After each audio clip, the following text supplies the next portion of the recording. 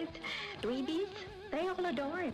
They think he's a righteous dude. The Mike Rutherford Show, presented by United Mechanical, your trusted partner for commercial and industrial HVAC, electrical, plumbing, and refrigeration. Call United Mechanical at 502-339-1133. Well, I'll stand up next to a mountain. I'll chop it down to the edge of my head.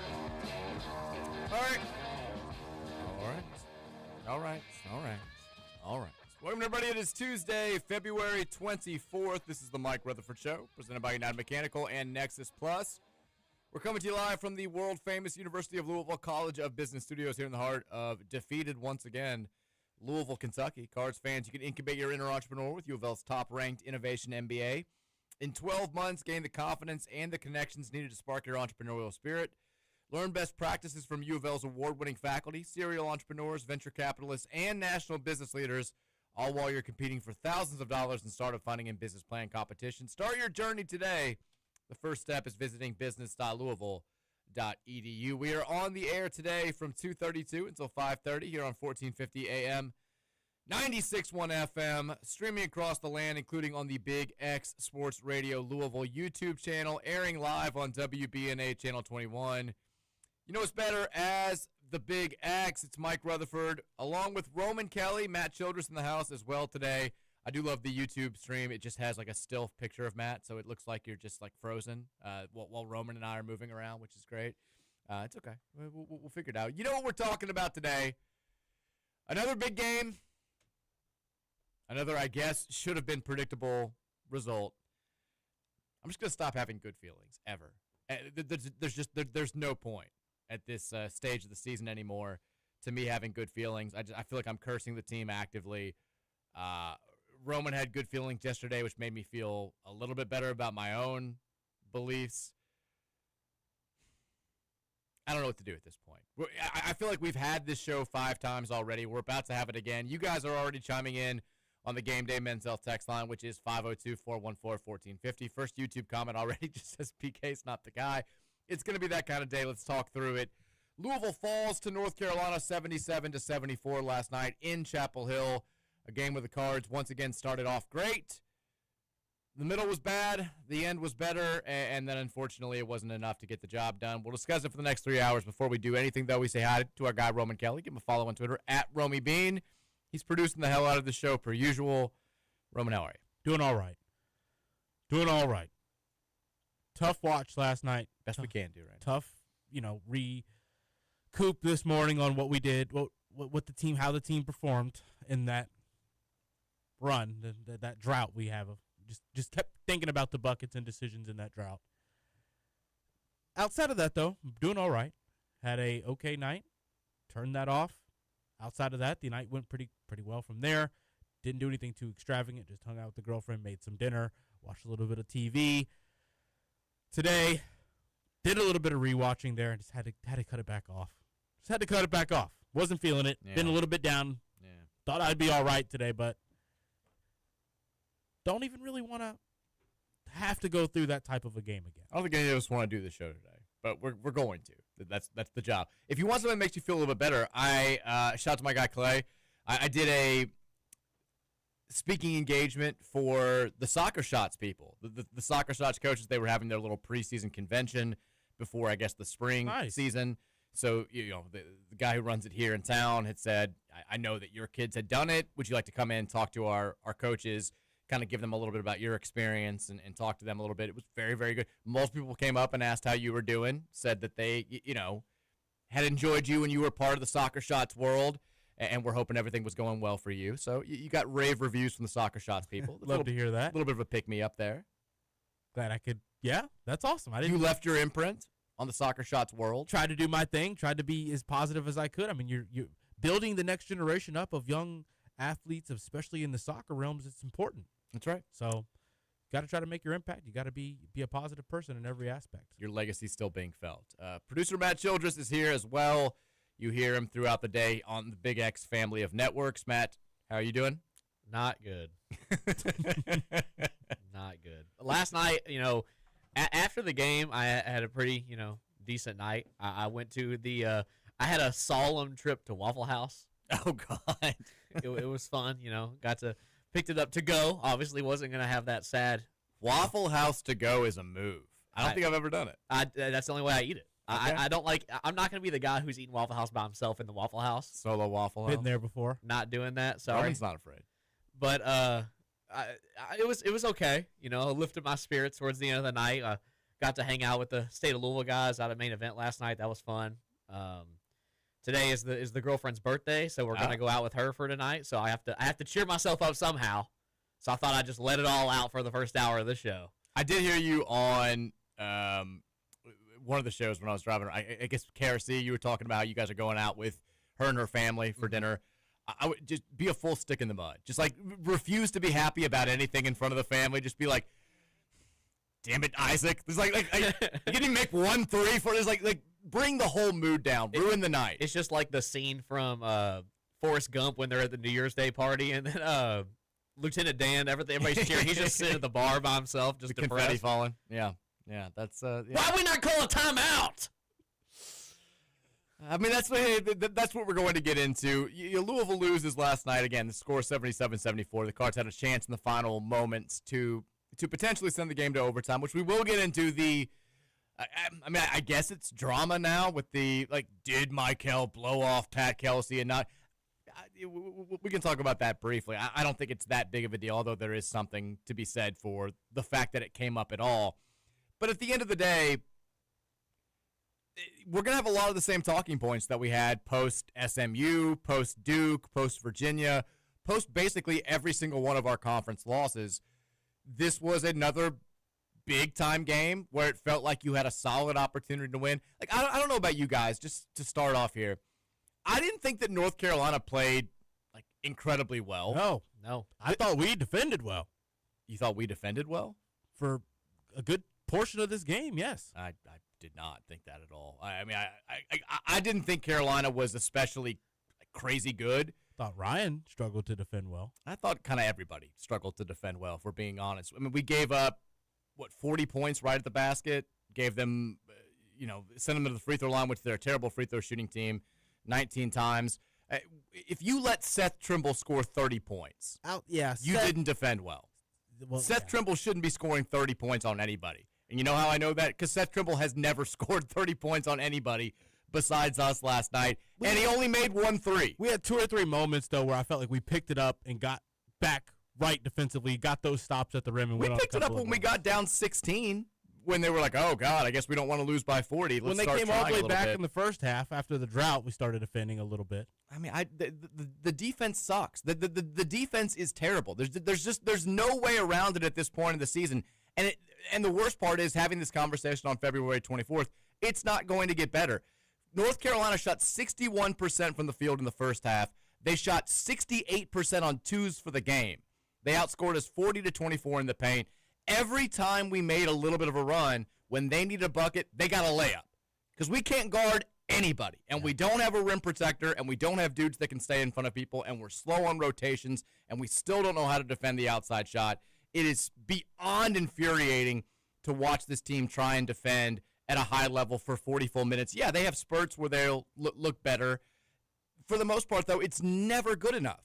And the flip side of that is, while the offense has been good this year, there's no question that we are a good offensive team relative to the rest of the country. We are now what? I think we dropped a little bit last night. We're still 12th in the country in adjusted offensive efficiency. The offense has not been elite enough to overcome the deficiencies on the other end of the floor. We also, here's one of the other big takeaways from last night. We let whatever team we're playing enforce their will and style of play on us. SMU wants to run and have a game that's played in the 90s. We're like, all right, let's do it. Georgia Tech wants to get up and down and have a turnover fest because that's their style. We turned it over 18 times. Carolina wants to slow things down a little bit and play an overly efficient game in the 70s. We let them. We never impose our will on anybody. And if I sound frustrated, I am. Like all of the kind of bright side stuff that we've discussed earlier in the week, it's still out there. March can overwhelm a bunch of sins from February, January, and earlier. That's still possible. You can be a 6th seed in the NCAA tournament, go to a Sweet 16, and it wipes all of this out. At this moment in time, though, all we have to work off are the data points that are available, and the data points that are available are this team can't beat anybody with a pulse. We are now 0-7 in Quad 1A games this season. We are now 1-11 in Quad 1A games under Pat Kelsey. We're 46-4 against everybody else. The Patterfield allegations aren't going anywhere. I wish we could get rid of that nickname forever. We've kind of worked ourselves into a position where the nickname has more credence than it did 3 months ago. There is not another team in the NCAA tournament field right now as a projected at-large team that doesn't have at least one Quad A win. That's it. We're it. We have not won any of our big games this season. I know Kentucky's a big game because it's Kentucky, but if we're talking about statistically, the best teams on our schedule, they've all beaten us. And North Carolina did it last night without one of the 5 best players in college basketball. It's infuriating to see this. We all have the same thought. I'm not saying anything that anybody else out there doesn't feel right now. I'm not saying that the pieces are there for this team to go out there and win a national title. The pieces are absolutely there to be better, to be more than what we are right now. And the fact that they never seem to be able, like, they just don't get it. Like, they get to the basket a couple times, and then it's launching contested threes again. They get on a little bit of a run. They need to lock in defensively. It seems like they ease up. They get out to a lead. Time to put the foot on the throat and pull away. Nope. We're going to just start screwing around a little bit and let them get back in the game. Halftime, you feel lucky to only be down by 1. Let's come out and play with renewed intensity. Carolina comes out of the locker room with more fire. And that's unquestionable. And that's people who are objective and watching the game nationally. We're all saying the same things. We can be overly critical on our own team. Every fan base does it. But when everybody who's watching the game without a rooting interest is like, man, Carolina looks like they want it more than Louisville. When Jay Williams is saying it on the broadcast, it gives more credence to your own beliefs and what you're seeing with your own eyes, which is, to use Pat Kelsey's own words, Carolina played like the more desperate team last night for most of the evening. Now, we stepped it up a little bit. I thought there was no chance that we had to come back when we got down by 16. I do give them credit for putting themselves in a position to be within striking distance. But, my God, we missed 15 straight shots at the end of the second half and the beginning of the first. We let a 10-point lead become a 16-point deficit in the blink of an eye. Good teams don't do that. Great teams certainly don't do that. And at this point, I keep using the word resigned. What else can we be? It feels like if you wanted to make a max wager on the future of this team, everybody would do the same thing. Everybody would make the same bet. 5, 6, 7 seed out in the first weekend. Maybe they can win a game. If they get a good matchup. They've shown us nothing to indicate that they can be a second weekend team or beyond in the NCAA tournament.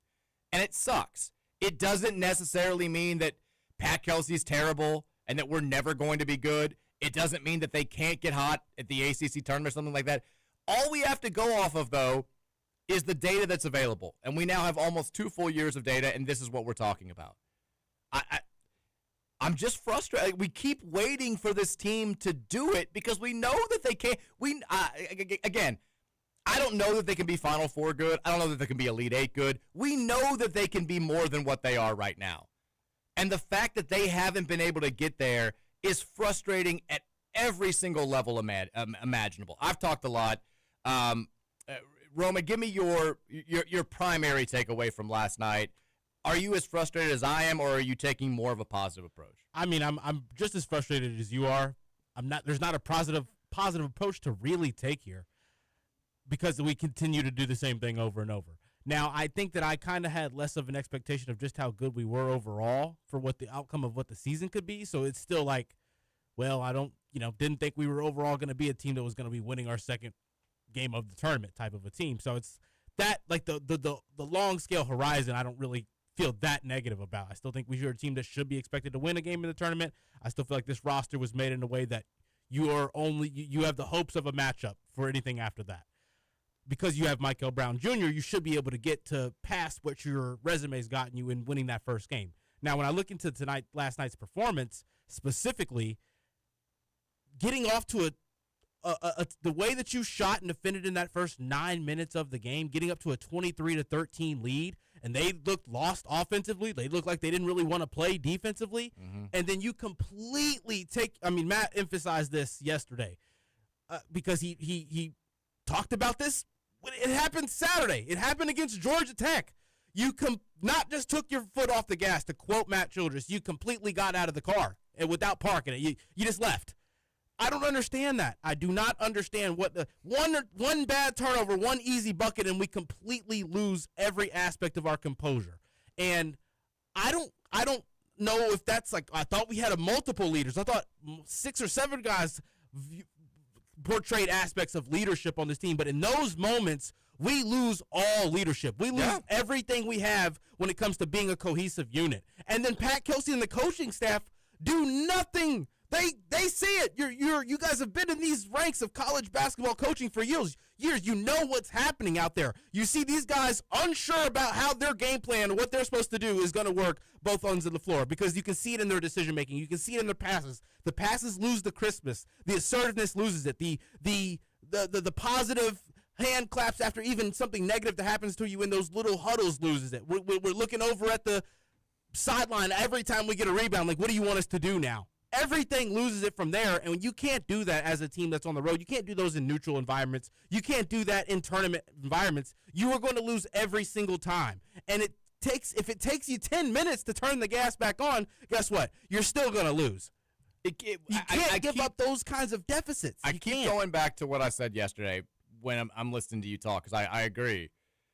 The thing that I keep feeling about this team is they're just not as good as they think they are. Yeah. Like they carry themselves with this, well, we can just show up. And they come out. We talked about that last week. They make a bunch of shots. They get off to a 10-point lead. They quiet the crowd inside the Dean Dome.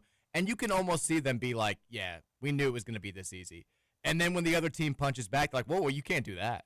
Like, do you know who we are? Don't you know? Like, we're a preseason top 11 team. We were number 6 in the country back in November. Are you kidding me? And we're like, yeah, sorry, you're right. Hold on. Here you go. Here's the basketball. And then we come out after halftime, and it's like they think it's just going to be easy. It's like they think that the other team's just not going to try. And I don't know. I mean, I know Michael's a top 10 pick.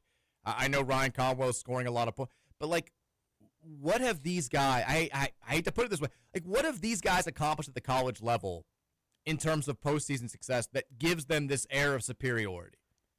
Conwell hasn't won a game in the NCAA tournament. Isaac McNeely didn't do anything in the tournament at Virginia. You guys – Javon Hadley won 2 games. It was 2 years ago, and it was round of 32. He won a first 4 game and a first-round game. Like, we don't have guys that have played deep in the NCAA tournament. Like, you guys should be hungrier than ever that you have this opportunity coming up in a few weeks, and the hunger just is not there. They haven't even, like, gained the ability to be efficient when defenses change how they get defended. When Ryan Conwell has an in-game adjustment on him, they start going around screens instead of under on him. They start playing him off ball a little bit tighter. His shot selection changes completely, and it's not towards the positive. This is a time to shoot now. I'm getting defended more aggressively. Let me think that this is a room to get more space for jump shots. Let me not look for my teammates more. Let me shoot quicker. I mean, thankfully, Michael Brown he had a couple possessions where you thought he was going to pull up again quickly after a couple earlier quick threes, and he got out of that pretty quick. I just don't understand why these guys get into this hero ball aspect. I hate to even say that because I don't think that that's their goal. I don't think that they're going out there trying to be the man that saves the day. I just think that there's a disconnect between the coaching staff and these players when we do get hit in the face. It feels like the coaching staff's also taking that hit in the face, and then they're not recouping from it the way that they need to. It's not like you've got a bunch of personalities out there that don't listen. So I don't know to be more mad or more upset with the way that they're getting coached or the way that these guys are performing, because I feel like there's enough skill out there and enough talent. And I'm not going to blame all of this on the mental aspect of it, but something needs to change if you want any chance at all of winning a tournament game, because the way that these teams respond against good teams that have aggression and have athleticism it's just been unacceptable. It's been unacceptable really for a year and a half now. Matt Childress, where are you at this moment in time? You kind of mentioned it earlier. Pat Kelsey spoke and said that, North Carolina played like the more desperate team across most of the game. And, Pat, that's on you, man.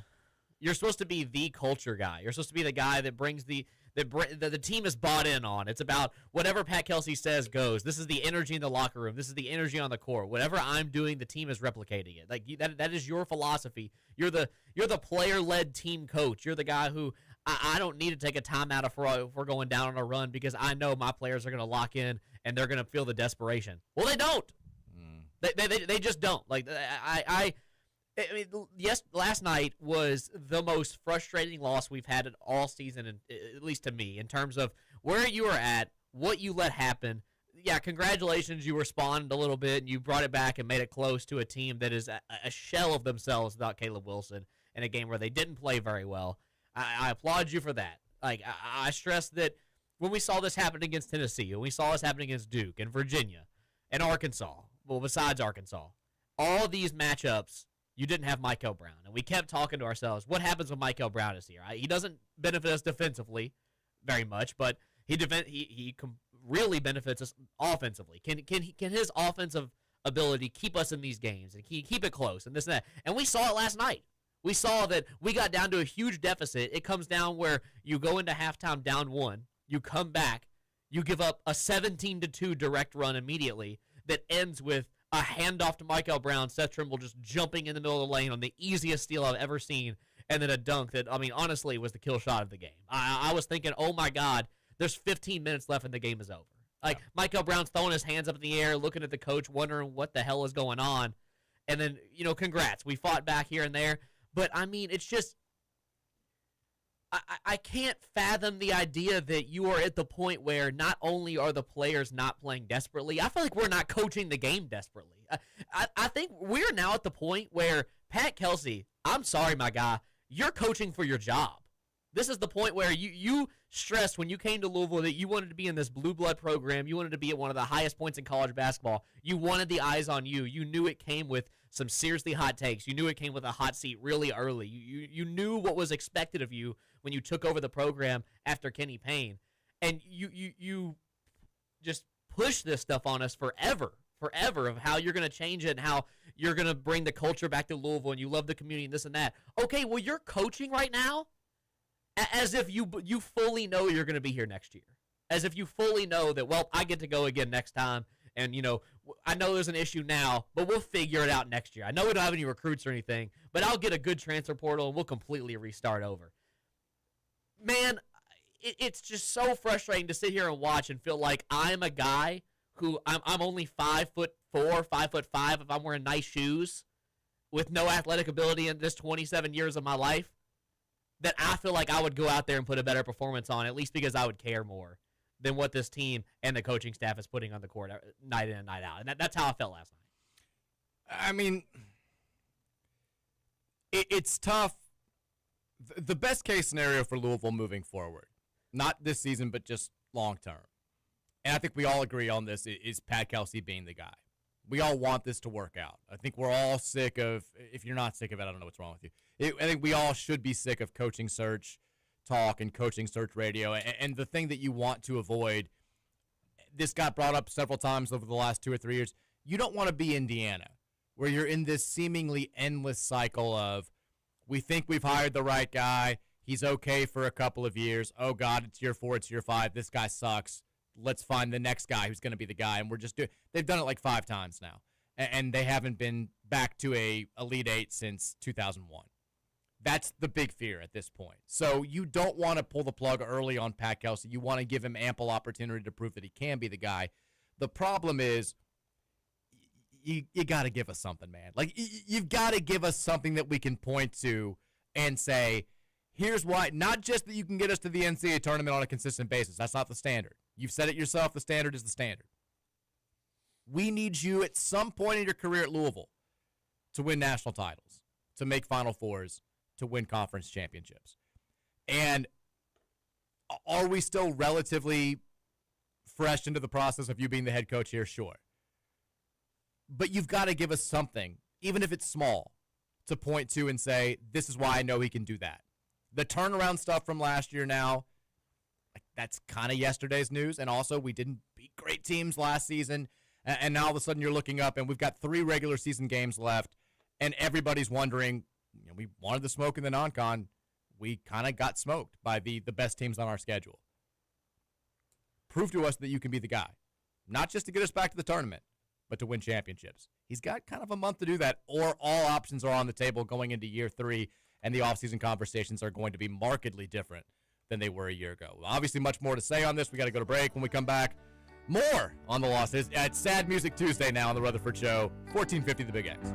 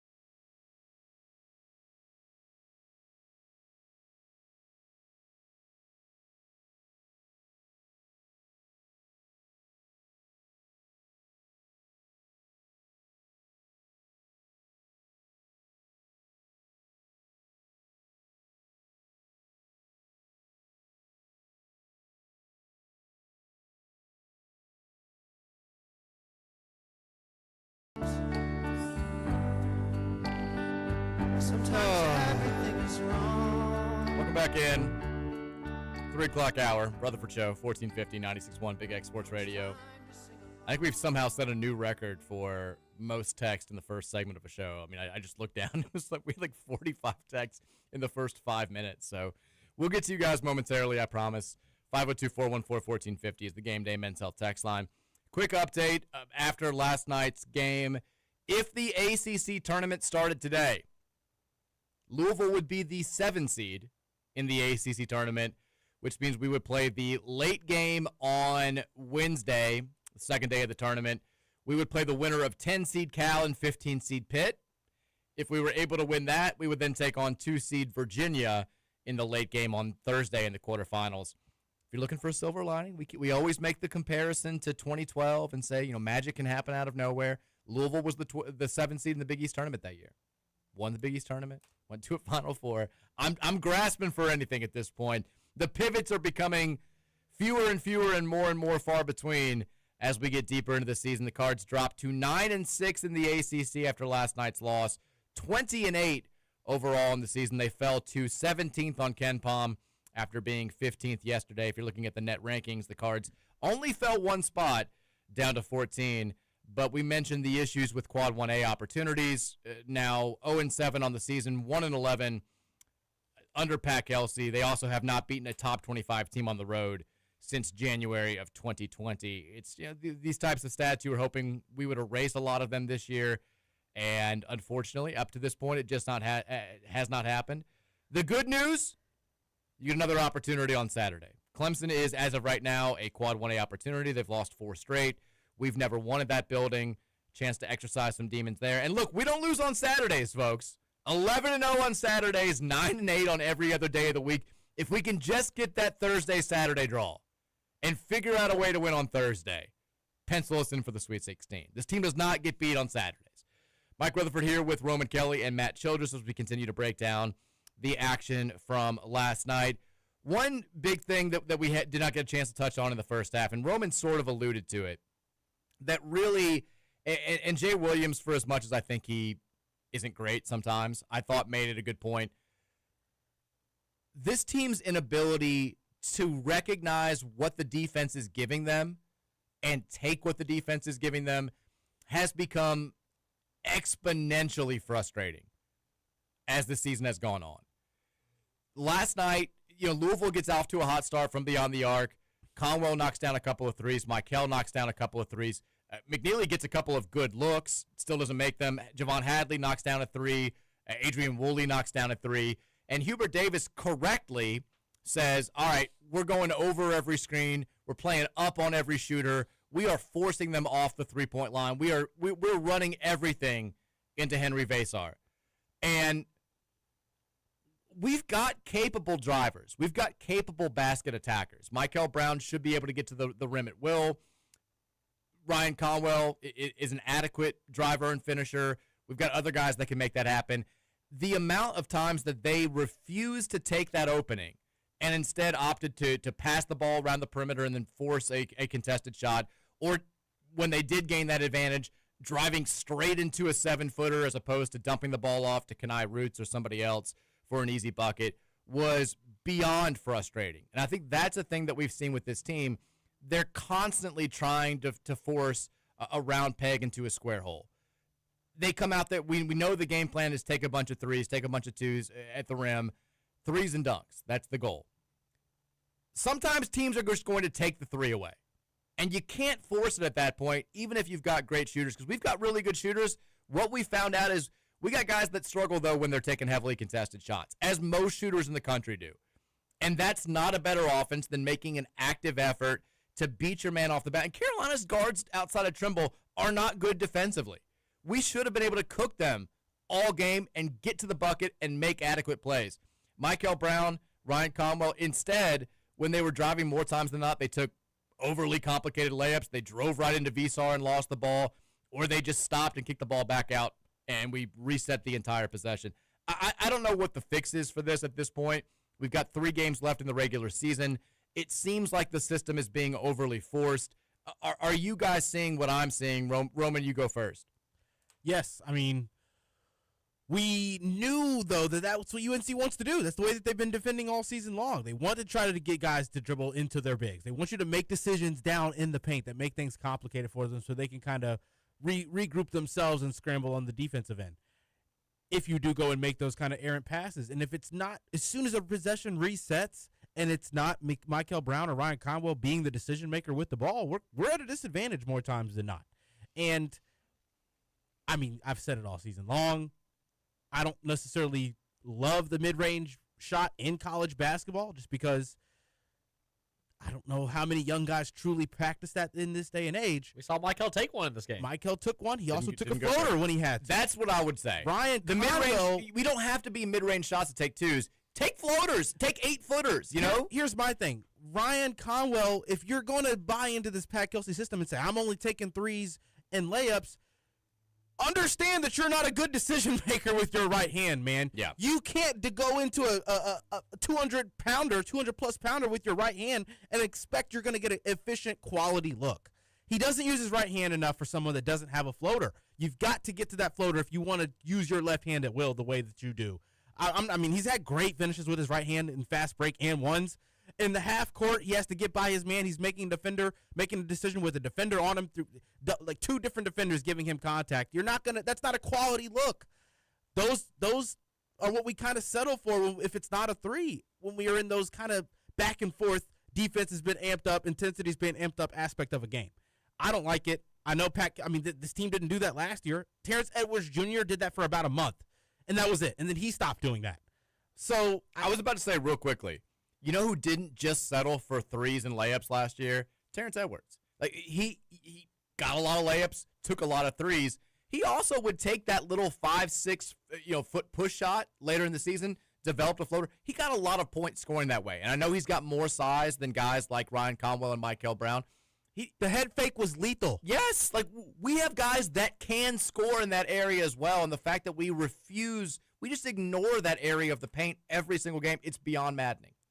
I think that there needs to be a shift there. I think that partially comes from your point guard being a freshman. Your guards kind of start aligning their decisions similar to what the point guard likes to do. You're going to try to keep that aspect of what your decision-making is outside of scoring the same way. There needs to be a shift. I don't know what it is. I think you maybe have to slow things down in the half court. If you need those in-and-out touches, play through the block then. I know that's not what the Pat Kelsey system really likes for. I see Sananda Frou spinning off of guys off the ball all the time. I mean, I've watched clips of Pat Kelsey make that pass from the top of the key into the big who has his defender. He's fronting his defender. He spins right around him, and that's a lob right there. There's little aspects of things that we even did last year with James Scott and Javon Hatley that we don't do anymore. It's let the guards create from there. If they don't find a good look, we don't get a good look, and that's not good offense. It can't be the Michael Brown, Ryan Conwell, let's see what they do off the dribble after the screen show. I mean, that's exactly what it was last night. You look at the numbers, 47 points between those two guys. It unfortunately took them 46 shots to get there.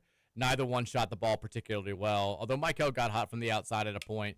Still 9 of 25 from the field, 6 of 14 from 3 was Michael Brown, just 3 of 11 Matt, how do you from think, inside the arc. Matt, how do you think we end up in those moments? Why does it the first 9 minutes of the game, it's beautiful, extra passes, even the deep threes were deep threes in rhythm for the guys that made them and missed them, and then it all stops. I mean, just like Mike said, is like it's the first adjustment from another coach. It's the first change of, okay, they're not just hitting a couple shots here; they're actually getting hot. The whole country at this point knows Louisville has the ability to put up crazy numbers on offense, but the whole country knows that as soon as you make one adjustment, we just don't punch back. We don't know what to do, and something that's just incredibly frustrating for me to watch when you guys were talking about, Ryan Conwell and Michael Brown driving to the lane is something we saw early on this season was them kind of take advantage of that. And I felt like I saw Michael Brown and Ryan Conwell at the free throw line almost 7 times a game each. Like I felt like they both did a great job of abusing the bigs down low. Now, obviously, they were playing a little bit worse competition, but abusing the bigs down low, opening up their own games and their own shots by using, catching people off the dribble and getting downhill. Whereas in this, once we started playing better competition, we started getting to ACC play, I never saw that anymore because for a team that gets Gortat screened more than us, we never do it. We never even attempt. We don't. We have put zero effort at all, whether it's Zugris, whether it's Frou, whether it's Ollie, of trying to move the bigs on the other team out of the paint to allow Ryan Conwell and Michael Brown to get to the lane and not have to make the most ridiculously tough finish you've ever seen. Like be Hadley, the only one doing it. I agree. And I think that it's honestly because Hadley most of the time is in a mismatch, so he has to be in the position to already have that box out. So I feel like I watch Seth Trimble. I watch oh my gosh, I'm just gonna like Darius Acuff and all these other point guards in ACC. Sorry, I'm just blanking right now. Boopy Miller, just run down the lane. Oh, Corey, yeah, run down the lane, and their big man, just immediately start boxing out, and we're like, okay, well, that's the easiest move for a big man to do, and we don't ever do it. I've seen Frew do it about 4 times all season, and it leads to the easiest layup possible. I can't imagine that for a guy who gets so many illegal screens that we're just not doing in the paint. It's so frustrating to see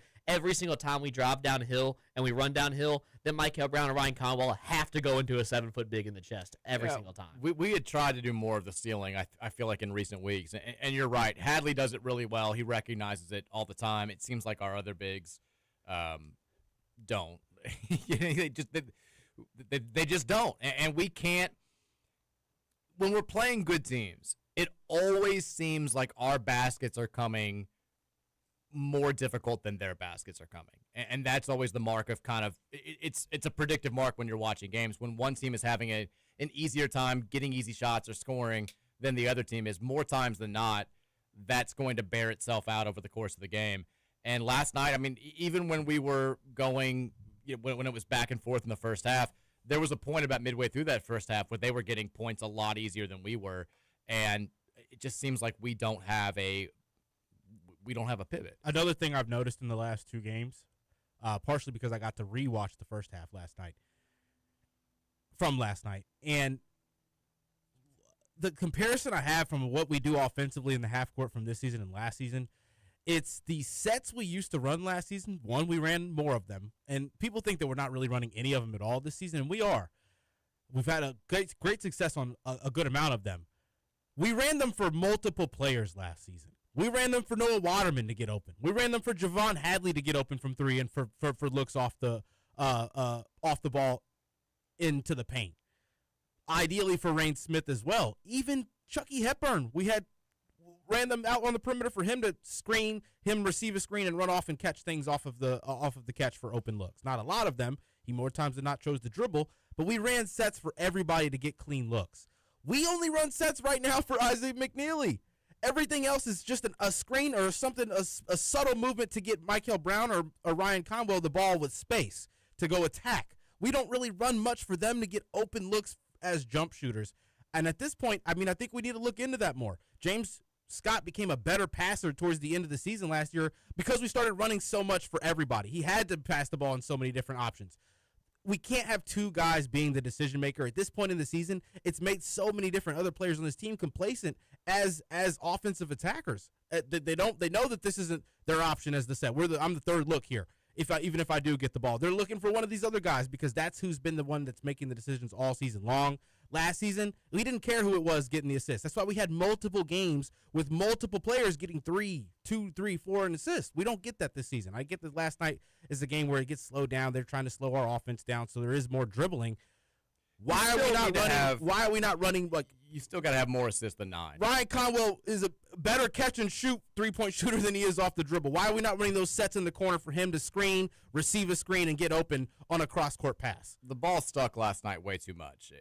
When this offense is the best, there's constant motion, constant ball movement.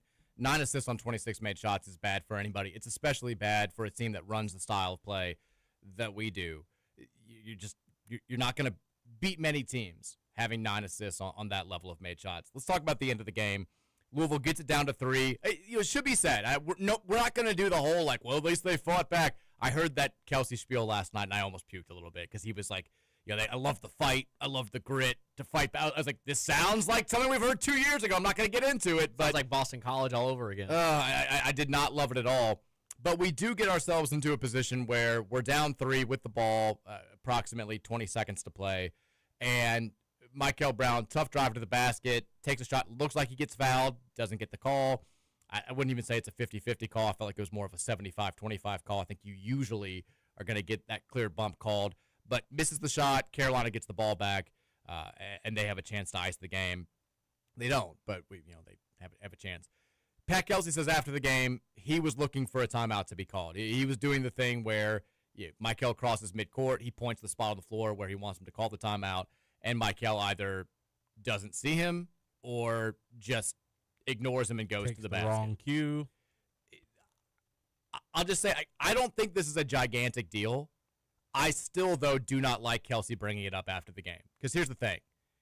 You want a timeout that bad, head coaches have the ability to just call a timeout. Like, that happens. You scream timeout at who was the guy who sucked so bad last night? I don't know. My brain is completely fried. That Roger Ayers, maybe? Whoever it was. Scream at him. Timeout. You can do that. You're the head coach. At the end of the day, you've got that ability. If you felt like Michael knowingly went to the basket, even though you were saying right in front of him, stop here and call timeout, you don't have to bring that up after the game. It may not have been your intention. It comes off as a little bit of sour grapes. It comes off a little bit of, I know what the fan base is saying. I know what the national reaction is saying. I didn't want this to play out this way. And he said it kind of like timidly after Bob Valvano pressed him a little bit and said, well, what would you want? He's like, I wanted the timeout. I don't like the fact that this came out at all. I think you could have just played this close to the vest. And at the end of the day, the best way to end that conversation is to say, if I wanted the timeout that badly, I should have just called it myself. Don't leave it in his hands. Because also if Michael goes to the basket, and I don't think it was the worst play in the world. We're down 3. You've got a kid that is, he whoops his man. You get that foul call and nobody cares about this. You make 2 free throws. You're down by 1. You foul them. They're the worst free throw shooting team in the ACC. You got a good chance to win that game. But I didn't like the fact that this became a storyline after the game was over. I think it was easy to avoid. Matt, any thoughts on this? Is this a big nothing burger or is this something? I said it in Running with Roman that I feel like I don't think this was Michael just purposely ignoring Pat Kelsey. I felt like it was a kind of a heat of the moment thing. Crowd's really loud in there. He has the ball at the end of the game. You have a chance to tie. Like, you're the lottery pick. I feel like at the end of the day, I agree with you. I think that he actually made a month ago. I felt like Michael Brown would have just pulled that from 3 with 10 seconds left and end the game for us right there. So I appreciate it. I like that he took it at the rim, tried to get fouled, and used his athleticism. I feel like that shows growth in his game. I felt like Pat Kelsey's response when he said this in the press conference was almost defensive.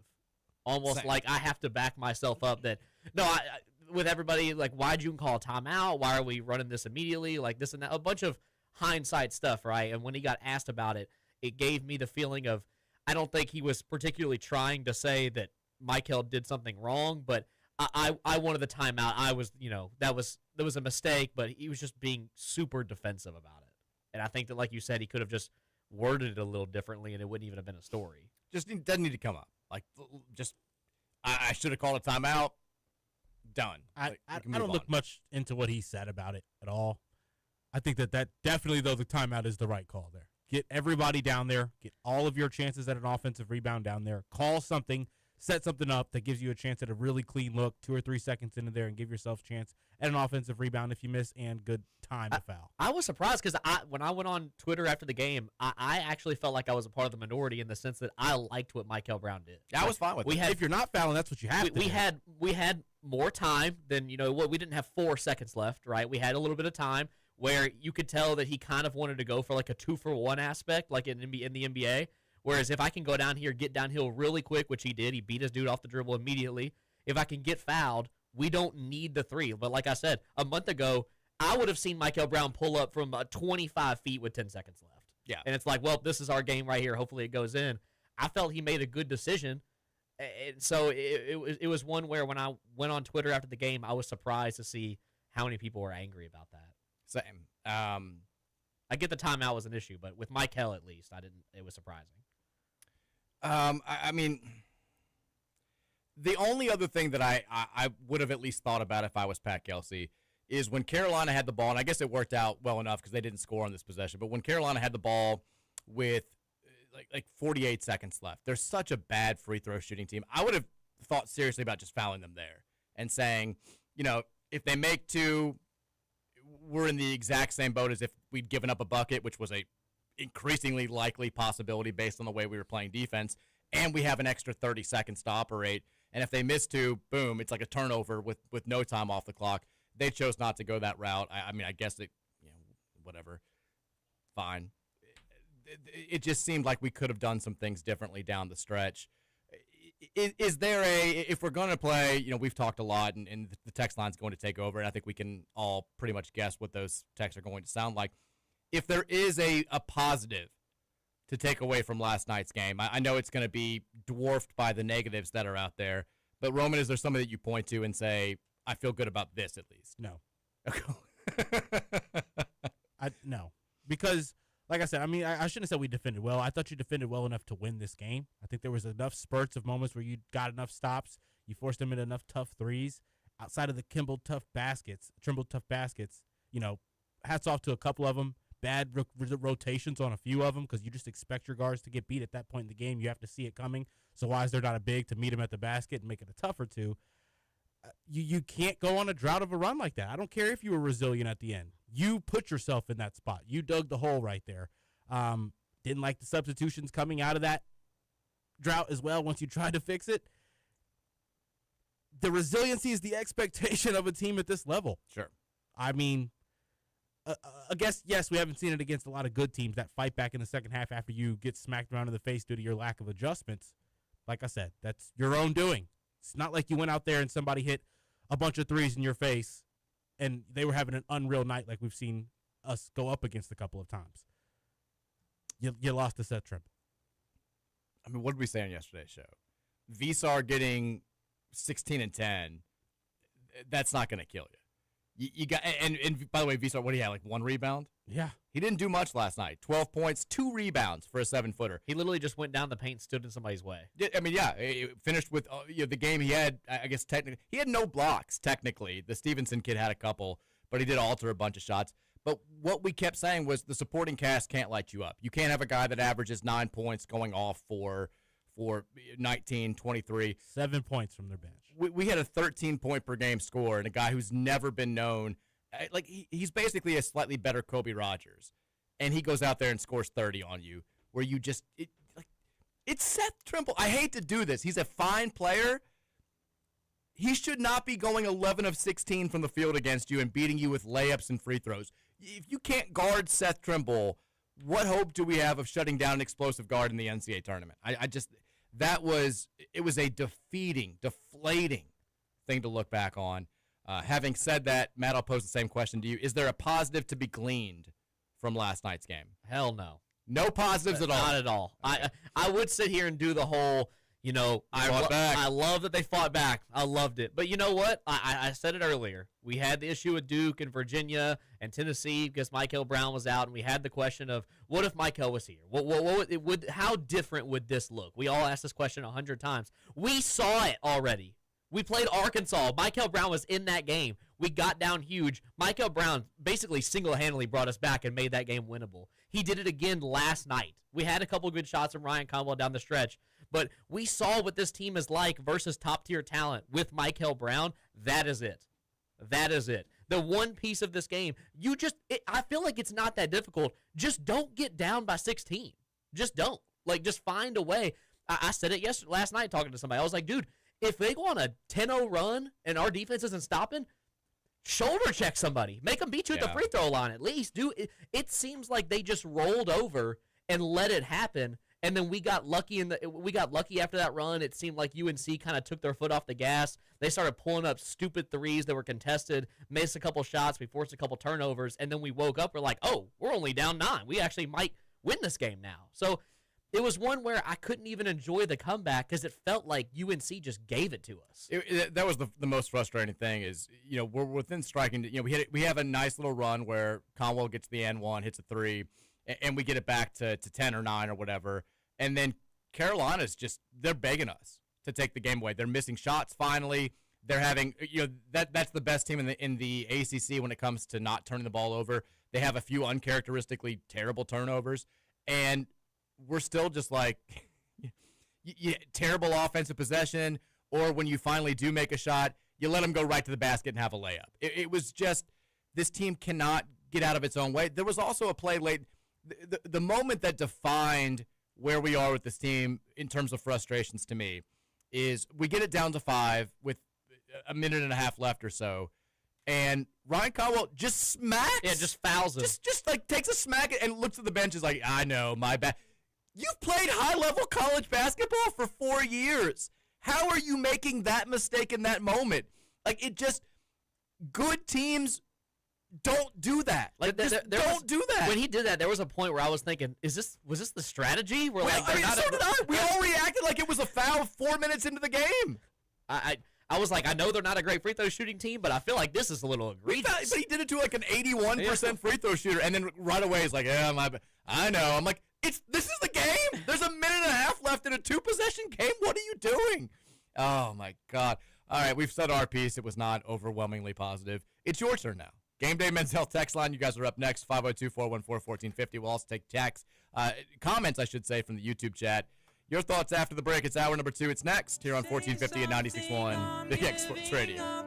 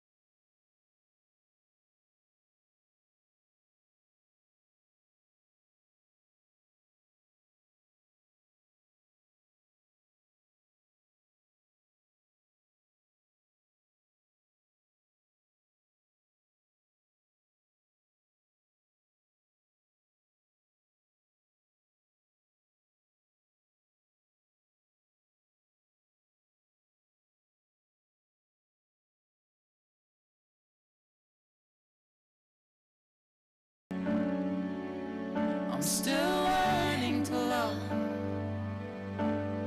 just starting to crawl. Say something, Roman. Say something, I'm giving up on you. Beat someone, we're giving up on you.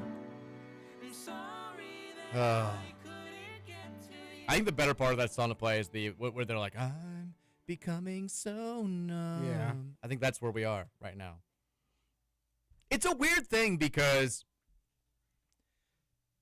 it's not like last night was a game that we lost where we were a 12-point favorite, but we were favored to beat North Carolina on the road in a game where they did not have their best player.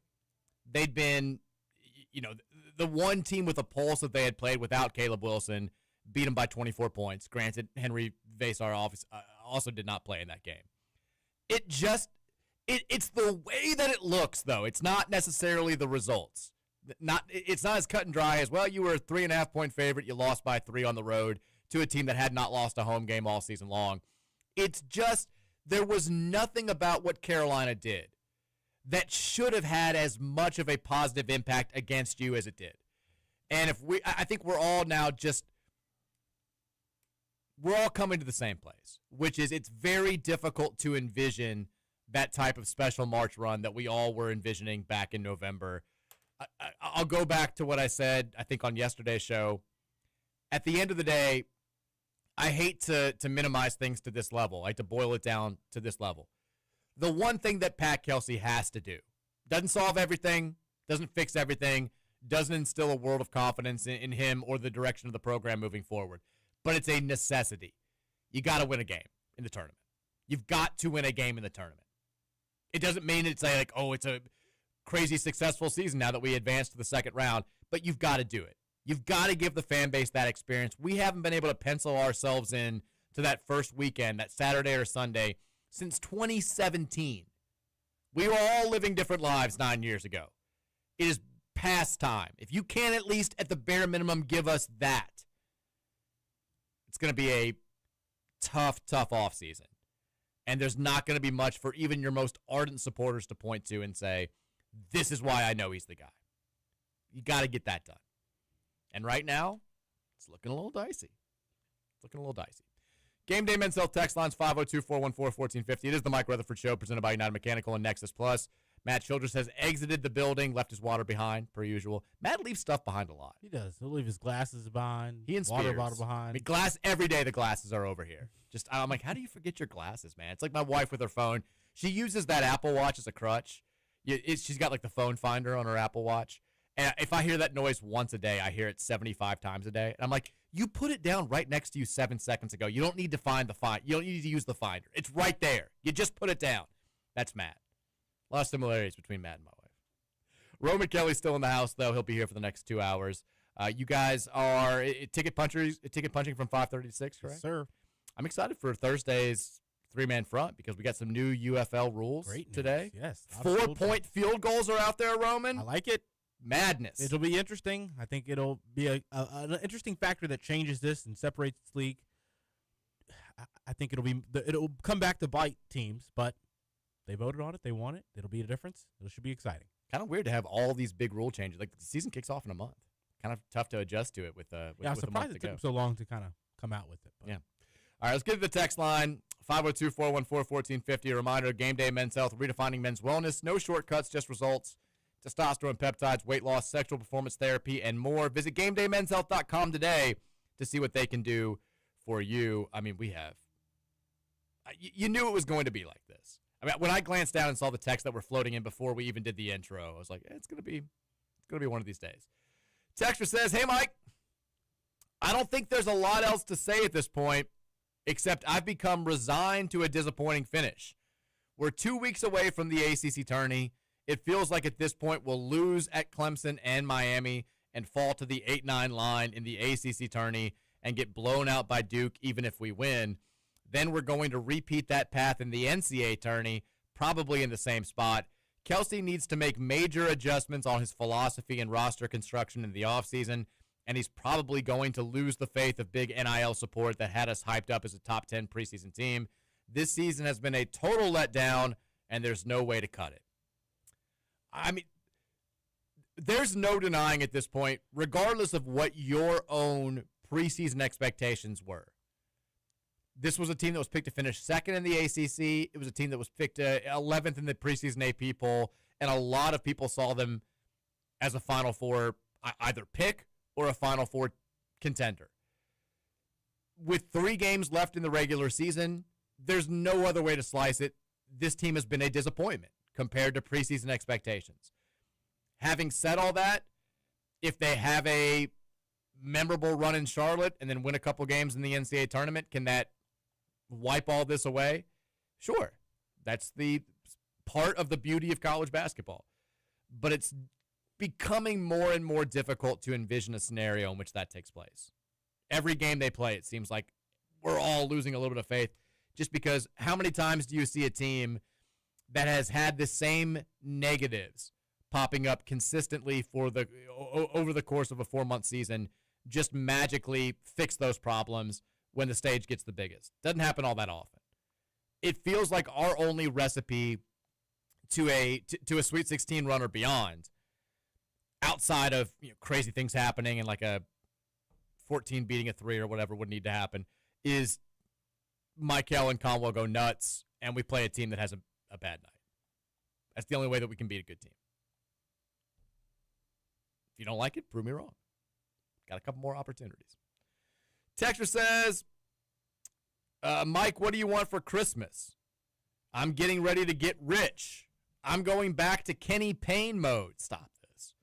I'm betting against us anytime we're in a big game or playing a big name until Pat Kelsey is fired.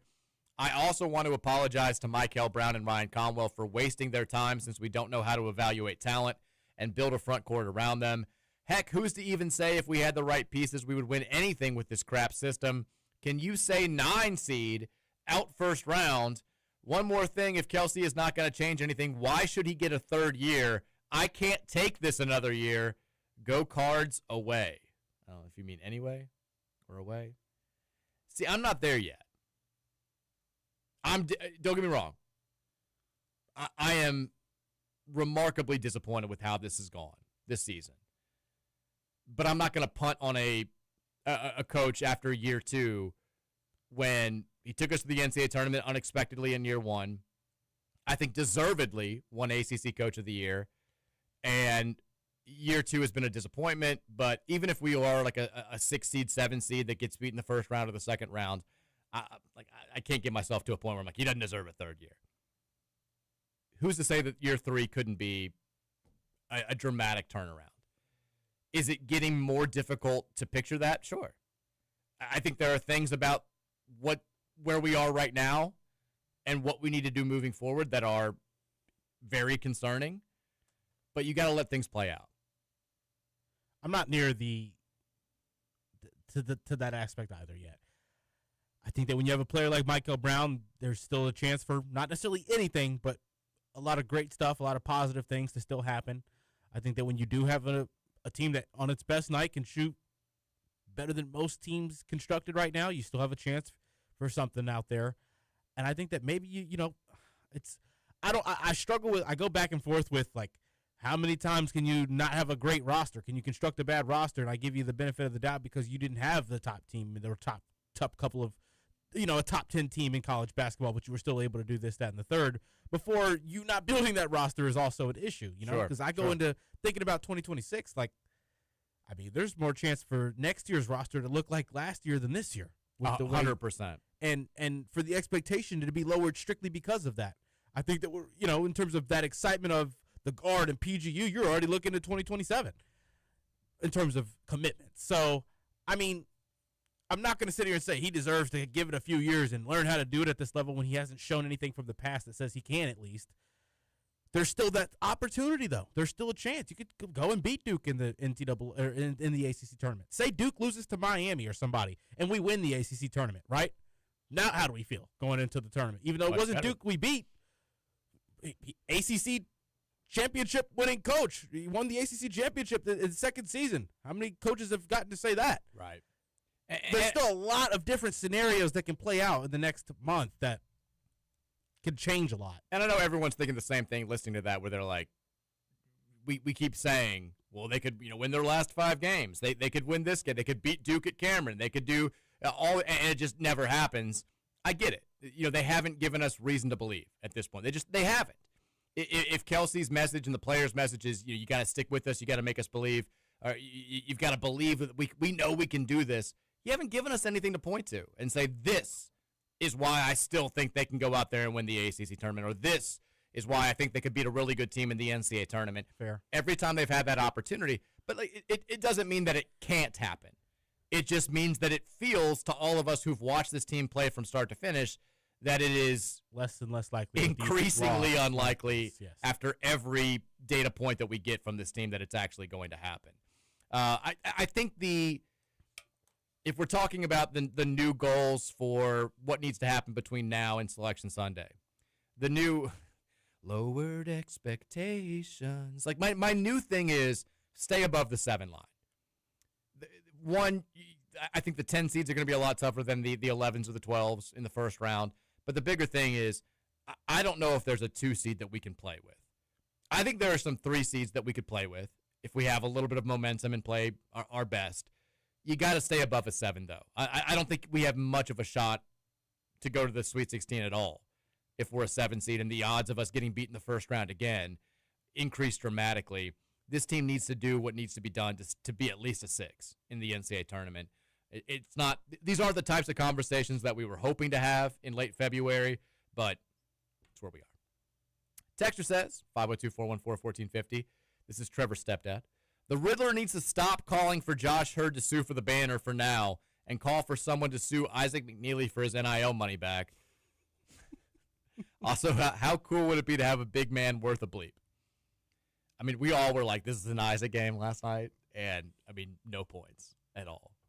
I mean, it's not like he got bad shots either. He had great looks. Yeah, he had a few good looks. He had a couple looks where if you go up straight the moment the ball touches your hand, it's a good look. Yes. And you don't do that. There was the you one hesitate for a half second, you let the defender get closer, and then you try to foul bait. There was the 1-2 off the offensive rebound late in the first half when we finally had a little bit of momentum, and it's like, here it is. Like, this is why you're on the team, to make this shot, clank. And then he's killing us defensively again. He was back to just not being able to guard anybody in this game. And it was another one of those games where it's like, man, I hate to do this, but if you're not making, I know you're not going to make every shot, but if you're not making shots, there's no point for you to be out there. I think my brain kind of goes into like philosophy adjustment extremist when it comes to dealing with any of my teams having to go about something that just never works. I mean, 0 for 4.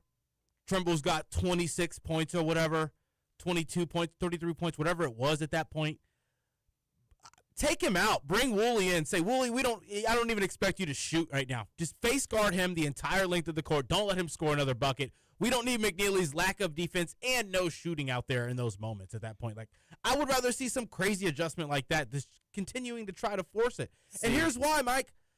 And it goes back to the very first point you made in the start of the show today. We seemingly always let the opposition oppose their will on us when it's a tournament-esque caliber opponent. And then on top of that, we never seem to adjust and take what the defense gives with whatever kind of matchup, with whatever the defensive plan is from the opponent.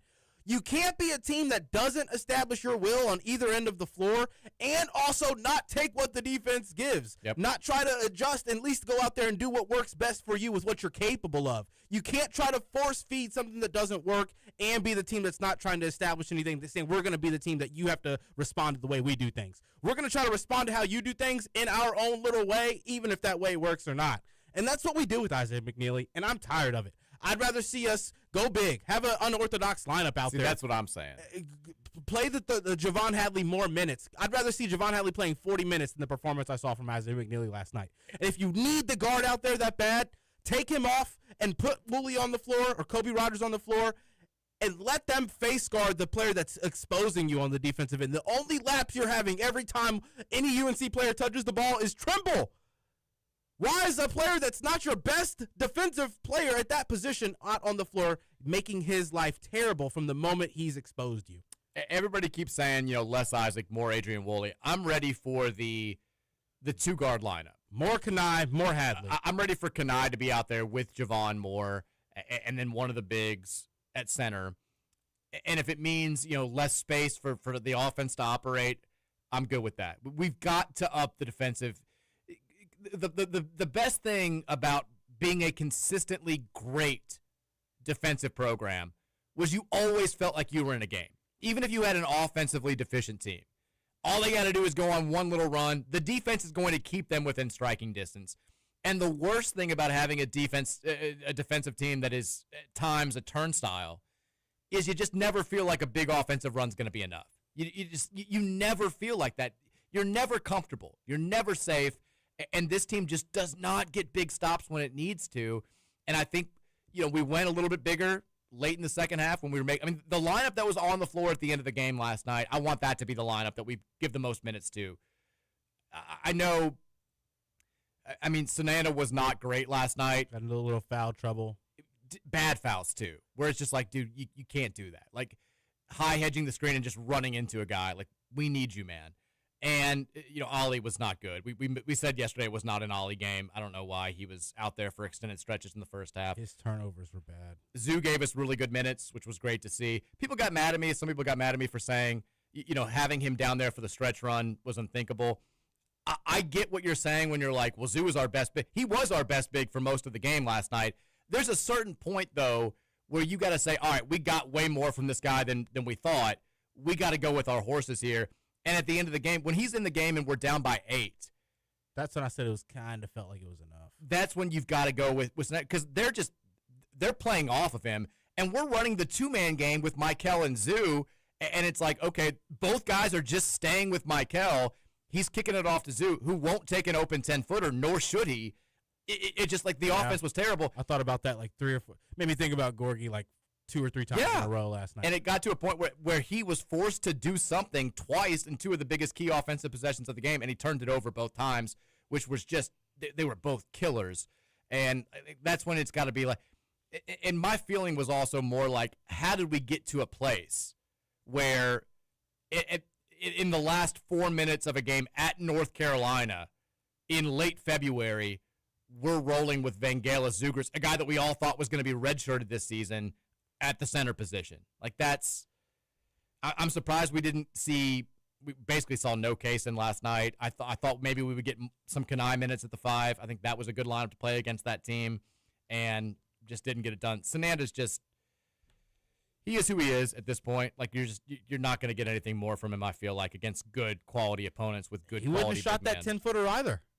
No, he wouldn't. I mean, that's the thing. Like, you don't get Khalifa's the only guy that they play up on, and they were playing way off him last night, and he didn't make them pay. Took a couple threes, missed both of them. And that's in that moment, I'm thinking, if you don't have a shooter here, Kaysen Pryor can get to the paint in one dribble from right there. That's kind of what I was thinking. I don't know if you're going to get a good shot selection after that dribble, but you have someone in his stride and his positioning who they're also not going to stay crazy attached to on the 3 based on what we've seen from Khalifa and Frew.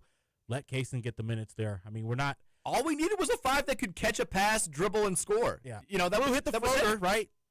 Not Frew. Zugers. Zoo hit the one shot he made was that push shot that I thought there was zero chance of going in because he missed a layup right before that. Thought if you could have had the ball handler extend that dribble one dribble deeper and get him the ball a little closer, you maybe get more of an opportunity for that. But the scouting report's clear. If Zoo has the ball for more than a second, collapse. And they're just not going to. They don't treat him as a threat, nor should they. And we're playing 4-on-5 with a cluttered middle every single time he's on the floor on offense. I love the kid. He plays hard as hell. If we could take his heart and intensity and toughness, both throw it in a guard, or I mean into Sananda, or into Ollie, I think does what he can with his natural abilities. If we could put Frew's motor into Sananda's skill set and frame, we'd have something. Yeah, but it's not the way the world works. Texas says, I've gone back and forth on this, but last night put me over the edge. I'm out on Pat Kelsey. I know he's not. A few of these texts last night. I'm sure. I know he's not going to be fired anytime soon, but he's just not the answer. He's a mid-major coach who won't adjust. His roster construction stinks. This defense is a joke, and the offense is just shoot a bunch of threes, and the recruiting is an empty garbage can. At this point, Kelsey is treading water, desperately trying to stay afloat, and when it's time to hire a new coach, Hurd better not be making the decision. Ooh. People are upset. I keep seeing the Pat Kelsey to Scott Satterfield comparison, and you know what I don't love is, but it gives me some confidence for Saturday. It kind of feels like Clemson is becoming Pat Kelsey's Wake Forest for Scott Satterfield. Remember how, Scott Satterfield, the knock on him was always, we beat all the teams we're supposed to beat. We don't beat anybody we're not supposed to beat. He won 2 big games against top 25 teams. They both were Wake Forest. And so it was like, okay, I mean, like, it's cool that we beat the number 9 team in the country, but also it was Wake Forest. It would have felt better to beat a 17th ranked Florida State than a 9th ranked Wake Forest. Does that make sense, right? Like, it just, you never really believe that Wake is a legitimate top 10 team. And it kind of feels like, last year they're like, they lost to every good team they played. It's like, but not Clemson. And everyone's like, okay, yeah, but it was a 5-seeded Clemson team that got beat in the first round. I kind of feel like we've got no quad 1A wins this year. We're the only team that's projected to be in the tournament that as an at-large squad that has 0 quad 1A wins. I feel like we're going to get one on Saturday, and then everyone's going to be like, yeah, but it's Clemson. Again. Yeah. It's just like that's Pat Kelsey's Wake Forest football. You needed to really beat Arkansas or Tennessee. Just one of them.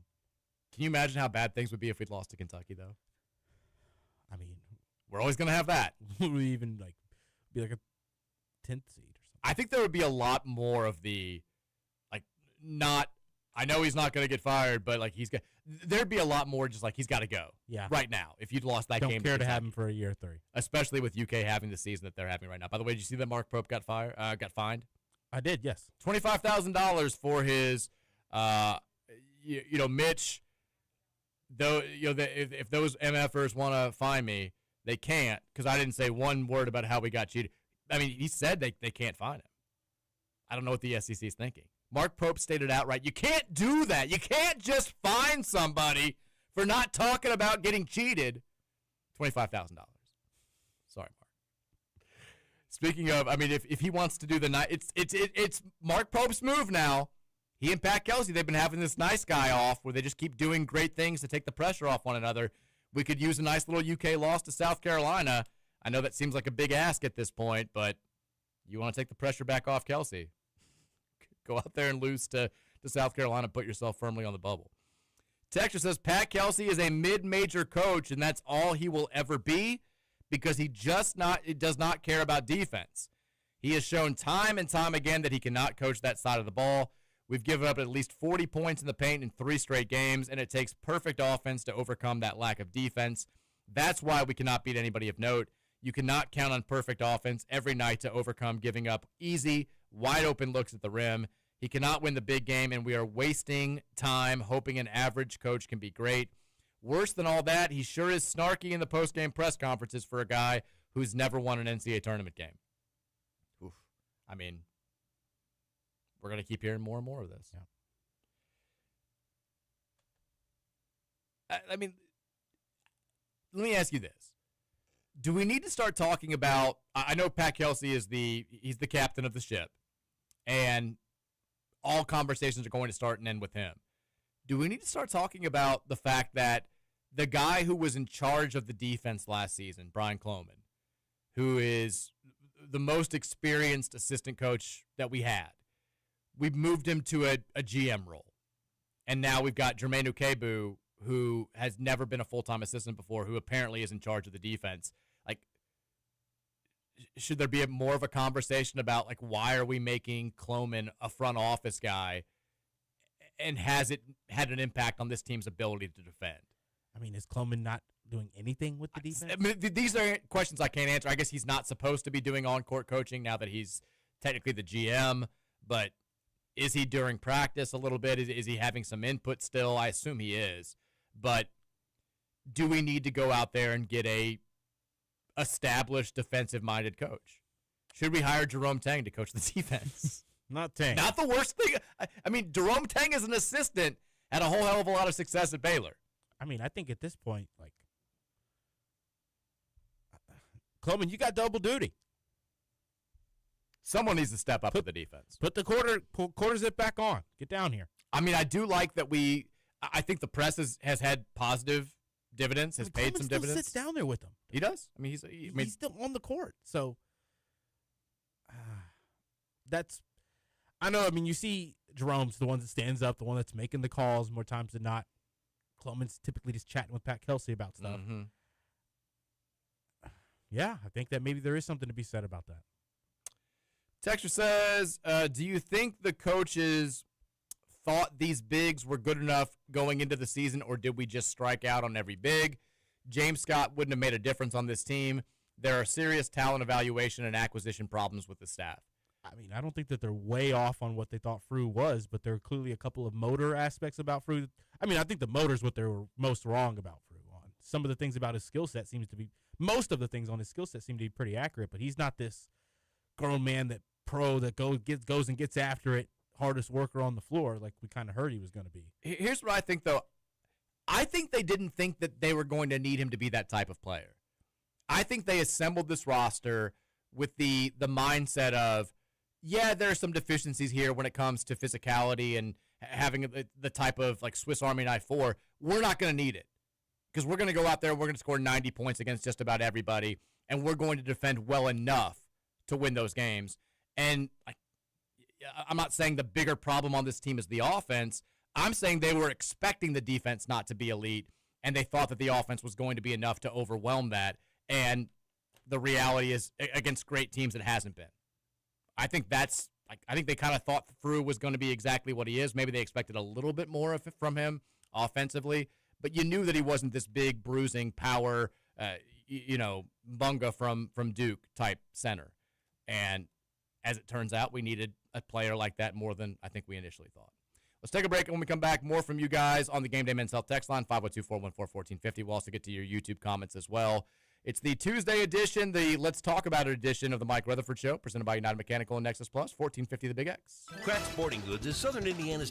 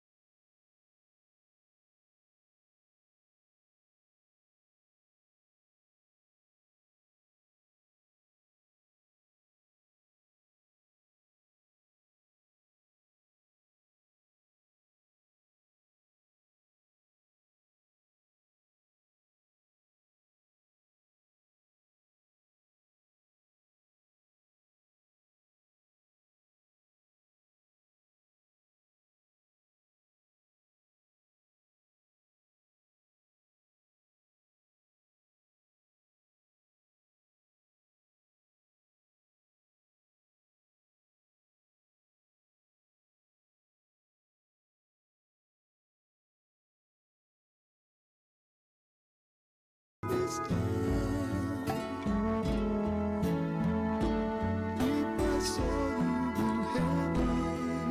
right, this might be too much.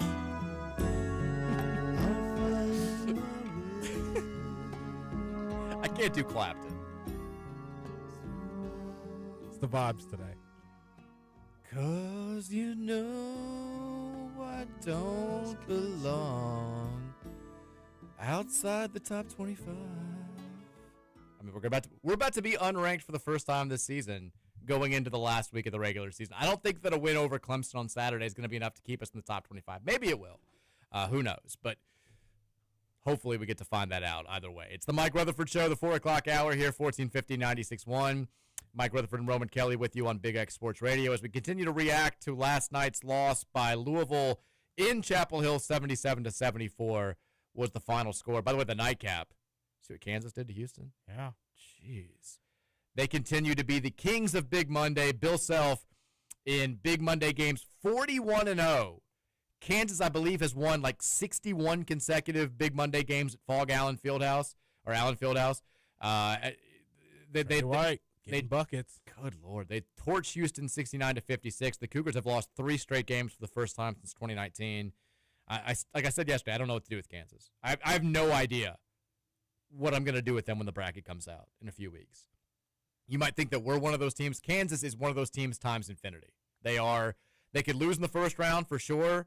I mean, Darren Peterson might just be like, I just led us to a Big 12 title. That was my goal. I'm not playing in the tournament. Like, you don't know.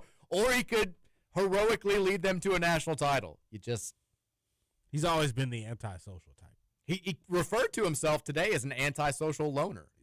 That's what he said. Terrible. I don't know how. Yeah, I mean, have you noticed that you suddenly have his dad and his agent talking to the media? They did a story with Myron Metcalf of ESPN. Now they talked to CBS today.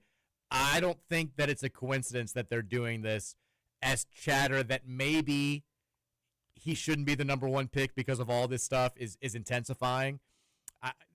Because in both stories, his dad actively refers to him or just says, like, he's going to be the number 1 pick or something like that. I think that they were like, let's get out in front of this before this becomes a thing that may actively keep him from being the number 1 pick in the draft. It was time. But everything that happens with this kid is just like a well-coordinated event, and it's still a little bit discouraging. But he's incredibly good. No way around it. 502-414-1450 is the Gameday Men's Health text line. You guys have billions of thoughts here, and we're trying to get them heard on the radio because it's your damn show. You know that. Chris the Teacher says, I'm hugely grateful that we have a coach who relies heavily on analytics. I'm a math teacher, so I really hate to be the guy who focuses on abstract concepts, but this team just doesn't have the want to. It makes them so frustrating to watch. Fans can't be more desperate to win than the players, but it seems like that might be the case. I have very few expectations for the rest of the year. Just win one GD tournament game. That's kind of where I am at this point. Like, watching this team, I can't help but quote Dr. Evil from the cinematic masterpiece Austin Powers 2 Goldmember, where he's talking to his son, and he's just like, you just don't get it, do you? Like, it's just what I feel with this team. Like, there's just something missing, you know, like just getting beat for a loose ball or making a couple shots in a row and then having a terrible offensive possession and letting a team score a layup to get the momentum right back. It's just like, you don't grasp what we want to do here. There's just something missing, and it feels like it's been missing from day one of the season. I don't know.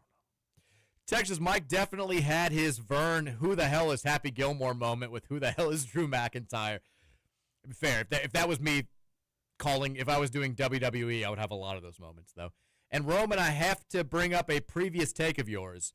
I'm paraphrasing here, but you have said a lot that you want to see PK with a better roster or more complete or something along those lines. But he is the one that put this roster together. He went guard heavy. He doesn't get rewarded with the 98 Bulls just to see how he would do. These guys are the guys he brought in. Sorry if I misunderstood when you've said that stuff. Yeah, I guess more so I'm meaning that he needs to reevaluate the kind of guys that he thinks he needs, that he goes after.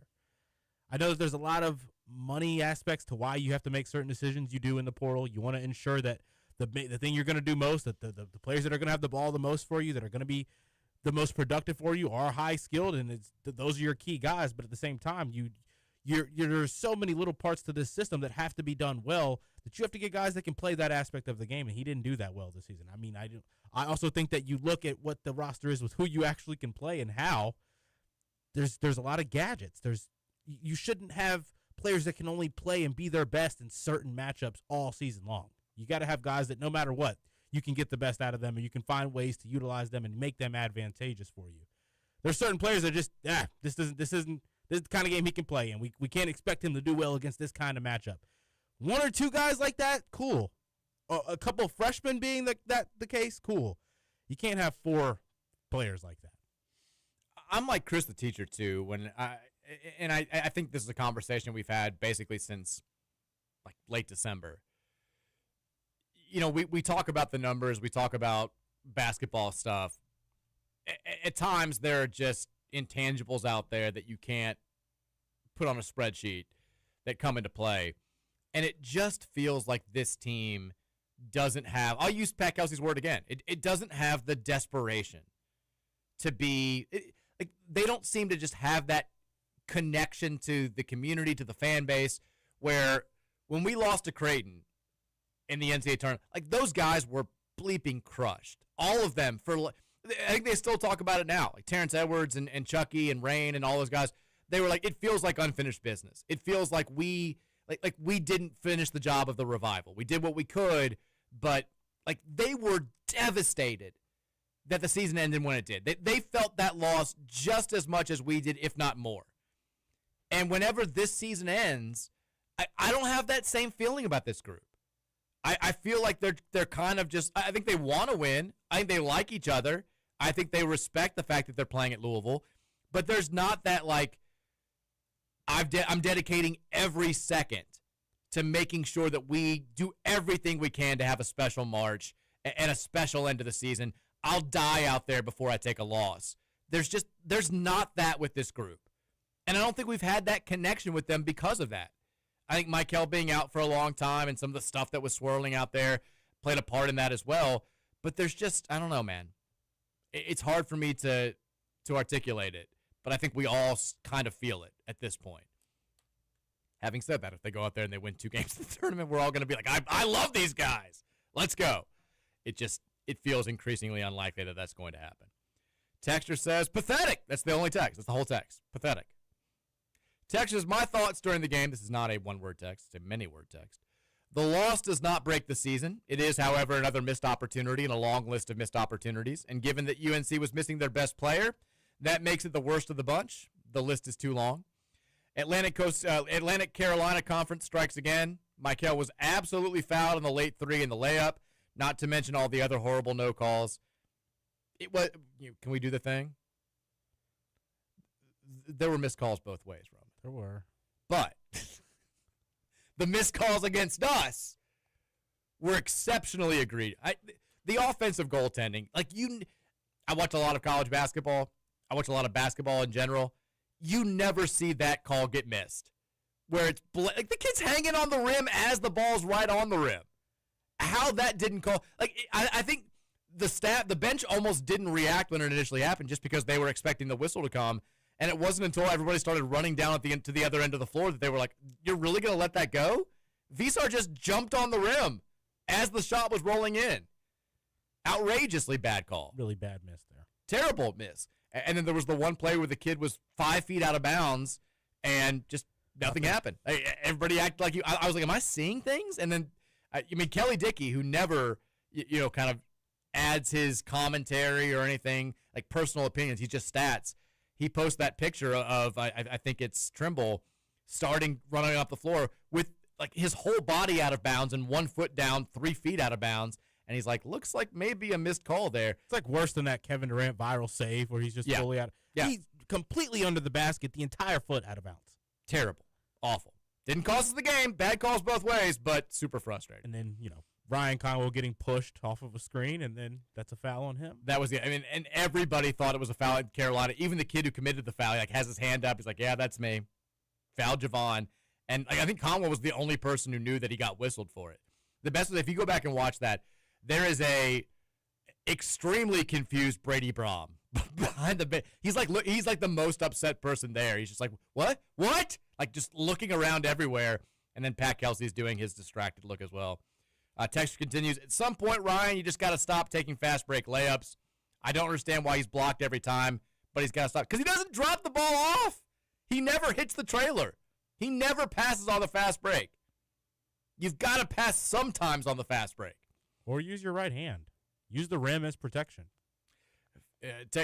Continues, I cannot believe that half of our possessions were give the ball to the big man and nobody else moved to get open. Whether it's Frew, Ollie, or Zoo, everybody just forced them to go ISO and either make a bad pass or get stripped. It's unfathomable that we have a team of shooters and none of them move around to get open. Michael and Isaac were constantly sitting ducks in the same corner. That, to me, is this team's biggest sin and why this should go down as one of the more disappointing seasons in recent Louisville history, pending a crazy March run. So much potential, and Pat just can't or won't utilize it. I want him to be the guy so badly, but I would not bet on him sticking around for the long haul. Either way, you want them to play is bad, or you can't get them to play the way you want them to play, and that is worse. I agree with that end statement there. It sucks. It sucks. There's so many ways to take advantage of a big not being defended on that top of the key handoff dribble situation. Zoo, Frew, just sitting there, second handoff, the ball comes back to him, and nobody's doing anything. Paint's wide open. Ollie Cleef is the only player that takes advantage of that, and that's if his man presses up on him. I mean, you've got to know, as you watch Baba Miller in that situation, I get it's not a player we could have probably afforded to add, but just that skill type in that situation, it's a pound dribble. But the thing is, Pat Kelsey and Mike Cassidy are these, big-time, innovative offensive minds. We talked about the great sets that we ran last year, the great plays coming out of timeouts. You've got to know that teams are defending you this way. You've got to come up with something to combat this because, like the texter said, just letting Frew or Ollie or Zoo hold the ball at the top of the key while nobody else moves, it's mind-blowing. Like, you've got to come up with, hey, if they're doing this, if they're sagging way off of our five, here's how we're going to combat that. If they do this, this is what we're going to do. And it just start backing into the paint. Just dribbling into the paint. We don't do anything. They're not going to do anything to you. Put your back to the basket, close to the rim as possible, and then see how they respond to our guards. Yeah, we waste the whole possession when that happens. I'd rather them take the mid-range. Let's see what Frew's midi looks like at that point. I'd rather see that than the possessions you get from 6 seconds on the shot clock and you've got to put up a contested jumper. I mean, he makes a couple of those shots. Guess what? Problem solved. They can't defend you that way anymore. Texas says, Riddler, here's some thoughts. PK can't beat a ranked team. I never want to see Isaac McNeely and Ollie on the same court again. Give Woolley all of McNeely's minutes before Calipari steals him away from us. This team will be a first-round bounce. UNC without Wilson is the equivalent of a team that I would expect to see in the first round as a 6-11 or 7-10 game. Great point. I kind of agree with that. There's nothing this team can do moving forward in the regular season to win me over. Win the ACC tourney, and then we'll revisit. The refs didn't want us to win. It was obvious. Get tossed out of the game, dude. The no call out of bounds, the no goaltending, the no foul on constant Michael contact, the no foul when Conwell got clotheslined. Josh, get me out of this Mickey Mouse conference. Yeah, that was Holly was like, literally to quote her. It seems like the refs don't want us to win. I thought Kelsey was going to get a T, and I think maybe he would have if we hadn't made that run late, but he was, there were several times where he was just like, I kind of was like, throw a chair, dude. He's like, dude, do something. Give us I'm losing my mind here. Have you heard Riddler's referring to the story that's out there from, I guess, one of the Arkansas fan media sites that says that Arkansas is having conversations with Adrian Woolley about coming there for next season? I have not seen this. Oh, yeah, it's been a thing today. I know that people are looking at that. It's not surprising that conversations are happening. The fact that is getting out, I think, is I can't imagine that John Calipari's happy about that because it's not even his agent's not doing his job if he's not shopping Woolley out there and at least talking about potential offers from other schools to use as negotiation. I don't know if Adrian wants to come back next year. I don't know if the staff wants him back next year. But if both those things are true, he's still going to negotiate a deal. He's still going to need to work out the details of the one-year contract that he'll get to come back here next season. And guess, if you're like, well, we're not supposed to be talking to players that aren't in the portal. Guess what? We're our guys, not our coaches, but the collectives, the money people, the NI. We're talking to players too that are currently playing for other teams. Every school in college basketball is doing this. So it's not a shock that a school like Arkansas would have interest in Adrian Woolley. It's just surprising that it's gotten out. And I don't know if it means anything, but it clearly has become a talking point for this year. I'd like to see Adrian come back. Yeah, he's a starting point guard and shooting guard next year. What I would say, though, is if he wants like a raise, I don't know if he's earned more than he got for last season, you know? If Cal wants to go give you $700,000, go get it. Yeah, I don't think we're going to give him that. Texas, the Hadley Roots lineups yesterday had a rating of 69.5, a 60.1 defensive rating, 22 possessions each on offense and defense. So glad, I can't say that word. So glad our loser of a coach refuses to continue the few things that work. Yesterday officially killed the optimism that I had been holding on to for this entire season. We all see how much better we are defensively. I didn't want to Javon and Kanai are in the lineup at the same time. We need to see more of it. There's just no other way to say it. This extreme about it, but I thought that performance from them two, when you saw their lineups defensively, and then without them and McNeely being at the 3 spot, that last night was enough to put McNeely on the bench. I agree. I mean, if you needed any reason, go rewatch the game, Pat. We made a nice little run when we had those two guys out there together. To me, that should be the starting lineup moving forward. And I say that knowing full well the pushback against that would be like, well, Isaac's been playing well. You look at he's been shooting well from the outside over the last few weeks. He just came off the game against Georgia Tech where he played pretty well. We need defense more than we need offense right now. He can do that in the 18 to 20 minutes. Exactly, and he can do it coming off the bench. We don't need him to start the game out there. Let's assert our will defensively. We've been asserting our will offensively, and every team that we've done it against after the first segment has made a big run. Let's go out there and punch somebody in the face a little bit and let them know that it's not going to be that easy to score against us tonight. And the only way to make that happen is have Kanai and Javon out there at the same time, because those dudes are dogs. And I thought Kanai, he didn't. The box score doesn't really reflect it. I thought he played well last night. I thought he was in the right place. Some good contests. Did make the early in the shot clock 3 that I'll walk that statement back a little bit, I guess. Didn't shoot another either. Had maybe 2 more opportunities. Mm-hmm. Probably could have took one and didn't. We like the composure there to just keep swinging the ball. Rebounded well. Had 2 moments, though, where I'm like, man, there's nobody behind this defender that you can get around, and you're not trying to get around him. Yeah. That's kind of maybe his game, though. That's just what it is. He doesn't force the issue. Texas says, hey, gents, I guess hiring your 4th option in a coaching search doesn't always work out, sadly. Starting to become concerned on if we'll win a first-round game. At least we have a great roster to look forward to next year. I'm telling you, that's a big part of the angst right now is people are like, well, why is it going to be better next year? I think this is because we're going to have to get more prove-it guys. We're going to have to get more guys with a chip on their shoulder. We don't have any of those this season. Here's the thing, though, is like, I don't know even if you go out there and you get the best portal class in America, if the guys in this year's portal class are going to be enough to be like a Michigan team next year. I don't think you can go. I don't think that exists for this portal class. I don't either. Go get the best dunking big you can get. Go get a Bob Miller type and a few Adrian Woolleys. But the thing is, we don't have a point guard. But we had Michael. We knew our point guard at this point last season. We don't nothing that we want to do works if we don't have a star point guard.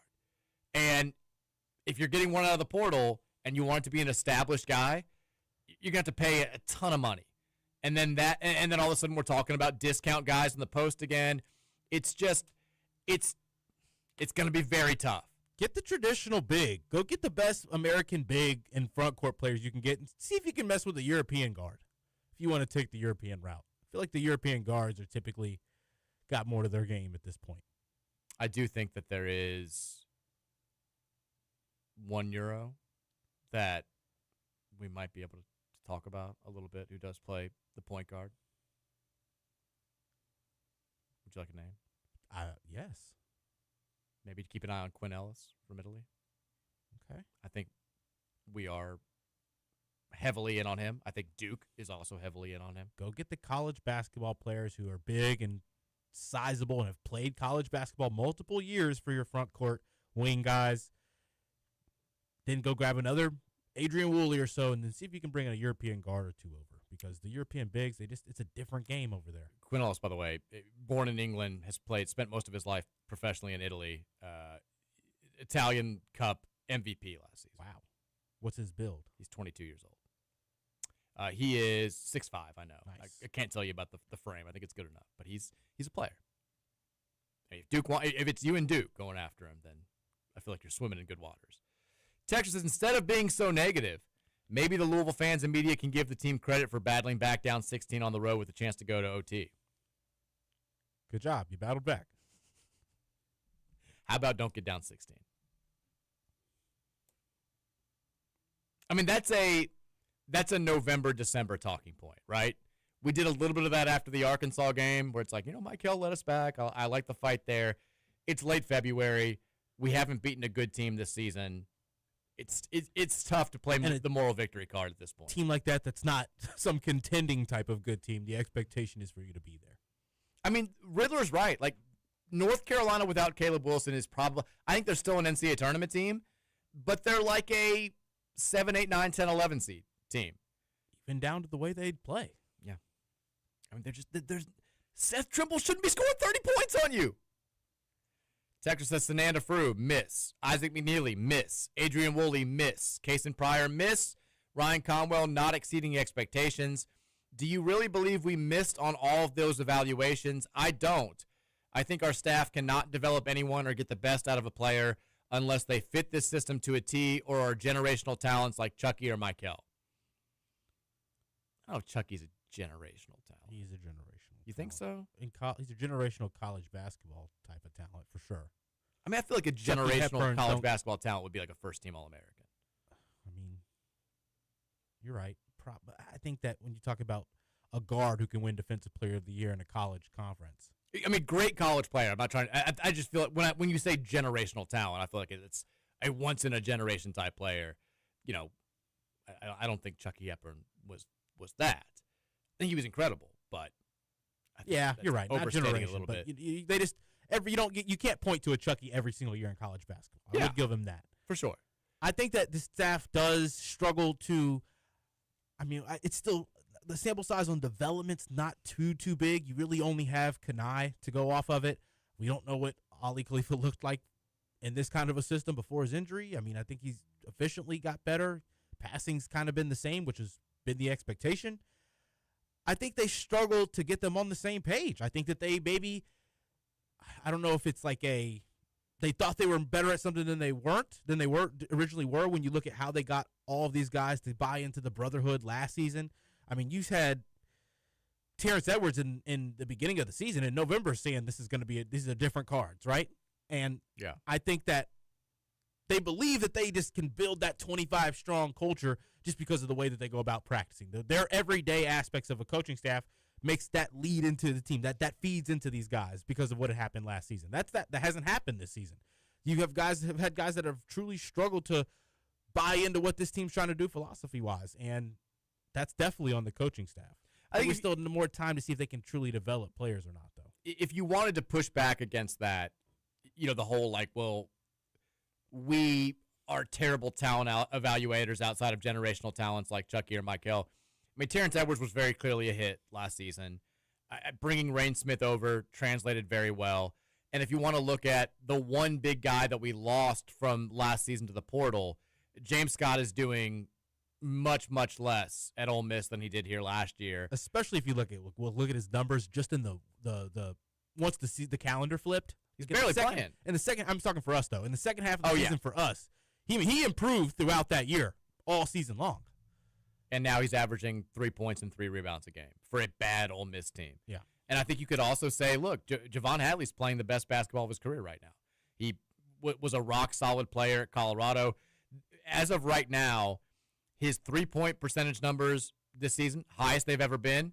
Field goal percentage numbers, highest they've ever been. Points per game is second only to last season when he was here. Rebounding totals are about in line with what he's always done. He's playing really good basketball, and he's scoring at a high clip despite playing fewer minutes than he played last season or his last season at Colorado. So, I get what you're saying, but there's also a flip side to that I think you could point to as well. We're we're too early into this process to be able to say definitively what Pat Kelsey can and can't do. Although there is building evidence to some of the negatives, some of the can'ts in that equation that have us all uneasy. And that's why we're here. That's why we're reading these texts. That's why the tone of the show today is what it is. Let's take a break. We got hour number 3 on the way. We'll certainly try to get to all of your texts coming up in the third hour. There is one thing that I want to kick the hour off with that we have not talked about. We'll do that. We'll keep being sad. It's the Mike Rutherford Show, presented by United Mechanical, 1450 The Big X.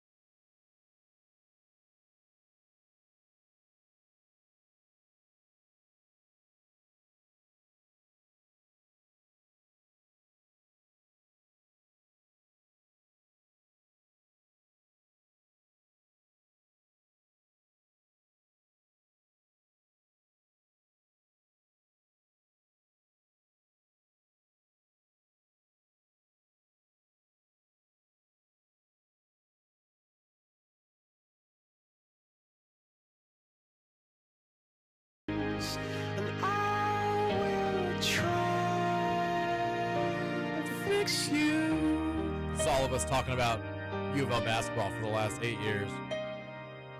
It's okay. It's all right. Still better than we were 2 years ago. Honestly, still stronger position than we were a year ago. Doesn't feel like it. Trying to stay positive. It is the final hour of the Mike Rutherford Show, 1450 96.1 Big X Sports Radio. Reminder, if you've been hurt in an accident or on the job, the Collier Law Firm is the place to go. Tony Collier and the crew, lifelong Louisville fans, big-time Louisvillians, all have several years of experience working for the insurance companies. They've got their playbook. They know how to use it. They know how to get the most money for your recovery, and then they've got a system in place that allows you to keep the most money for your recovery, and that system includes attorney fees that start at just 25%, not 40, 45, 50% like the big firms. Give the Collier Law Firm a call today at 502-736-8141 or go online to collierlawfirm.com. That's COLYER lawfirm.com. Hurt in an accident or hurt on the job, call your law firm.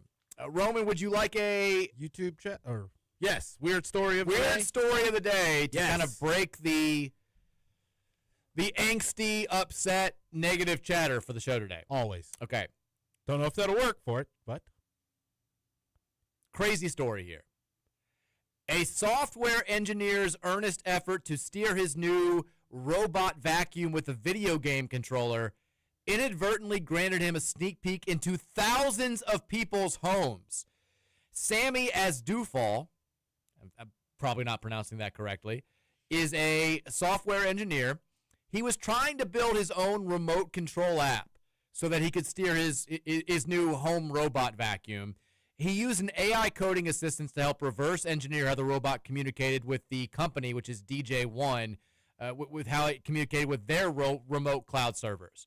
But he soon discovered that the same credentials that allowed him to see and control his own device also provided access to live camera feeds, microphone audio, maps, and data from nearly 7,000 other vacuums across 24 other countries.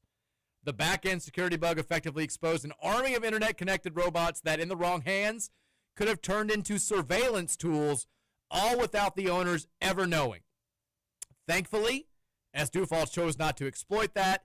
Instead, he shared his findings with The Verge, which quickly contacted DJ1 to report the flaw. While DJ1 tells Popular Science that the issue has been resolved, the dramatic episode underscores warnings from cybersecurity efforts who have long warned that internet-connected robots and other smart home devices present attractive targets for hackers. They've been saying this about Ring cameras recently. If you got a Ring camera, you think it's off, it's actually always on, and hackers can easily manipulate their data, hack in there, and see whatever's going on outside your house at all hours of the day. As more households adopt home robots, including new, more interactive humanoid models, similar vulnerabilities could become harder to detect. AI-powered coding tools, which make it easier for people with less technical knowledge to exploit software flaws, potentially risk amplifying those worries even further. There's a whole story on popsci.com about this. It goes into extreme detail about the vacuum and about how this possibly could have happened. But this is, once again, terrifying. Terrifying is the word, that a person with a above-average knowledge of computer programming could at some point hack into something like this and immediately have access to cameras across 24 different countries and this guy could have spied on 10,000 people on a daily basis if he hadn't been such a good person. Yes. That's scary because when is it going to be the guy who figures this out with iPhones or just regular laptops or any webcam or this type of brand who's a bad guy, you know? Yes, who's looking for that, who's searching for that. He's just trying. Sammy Abdullah, however you said that, is nailed it. Just trying to help his own vacuum. He just wants to clean his own house by his own command. He doesn't like the vacuums always running into the wall, breaking into stuff. He wanted to fix that, I'm sure. I've heard crazy things about those vacuums and accidentally stumbled upon every other person who owns one of those types of vacuums. I mean, if I'm him, I'm like, hey, give me a job right now. I need to be owning your software company. I need to be in charge of your all cybersecurity because that shouldn't be able to be that simple for someone, I feel like. Yeah, someone was so apparently the first thing that he saw when he realized that he had access to other people's like Roomba cameras was some dude in Germany eating cereal at 3 a.m. in his living room wearing a robe, unaware that his Roomba was snitching on him. And I mean, he could have easily become the most informed burglar in history. Yeah. And all this guy wanted to do was to steer his vacuum with a joystick. But thankfully, did the right thing, reported it, apparently got fixed in 2 days, and now he's back to living a normal life with his ridiculously expensive floor cleaner. Apparently costs $2,000. These companies, they stay undefeated when it comes to shipping garbage security. And AI helped him figure it out. That's the crazy part of all. Nuts. So. All right. Now back to the the state of Louisville basketball. The Game Day Men's Health text line's 502-414-1450. Let's read some of the YouTube comments, though. We don't want to forget about YouTube Nation out there. Commenter says here, PK is not the guy. I saw that. It was before we even started the show. It was the very first comment today. We defended well. Roman, what are you smoking? Yeah, well, I mean, we didn't defend great. We didn't defend the interior well. But I did think we forced the guards into turnovers, a good amount of turnovers between the two guards. We forced them into tough threes, and we didn't allow the big Vasir to go off down low. So, I mean, I think we didn't. You're right about that. We prioritized the things we needed to do well. You didn't expect Trimble to do that, and he did that. The things that we prioritized, we defended well. The things we didn't, they took advantage of it. We never adjusted. Commenter says, the more this season has progressed, the more questions I have, not answers. I think that's... Yeah, pretty common feeling we're feeling here.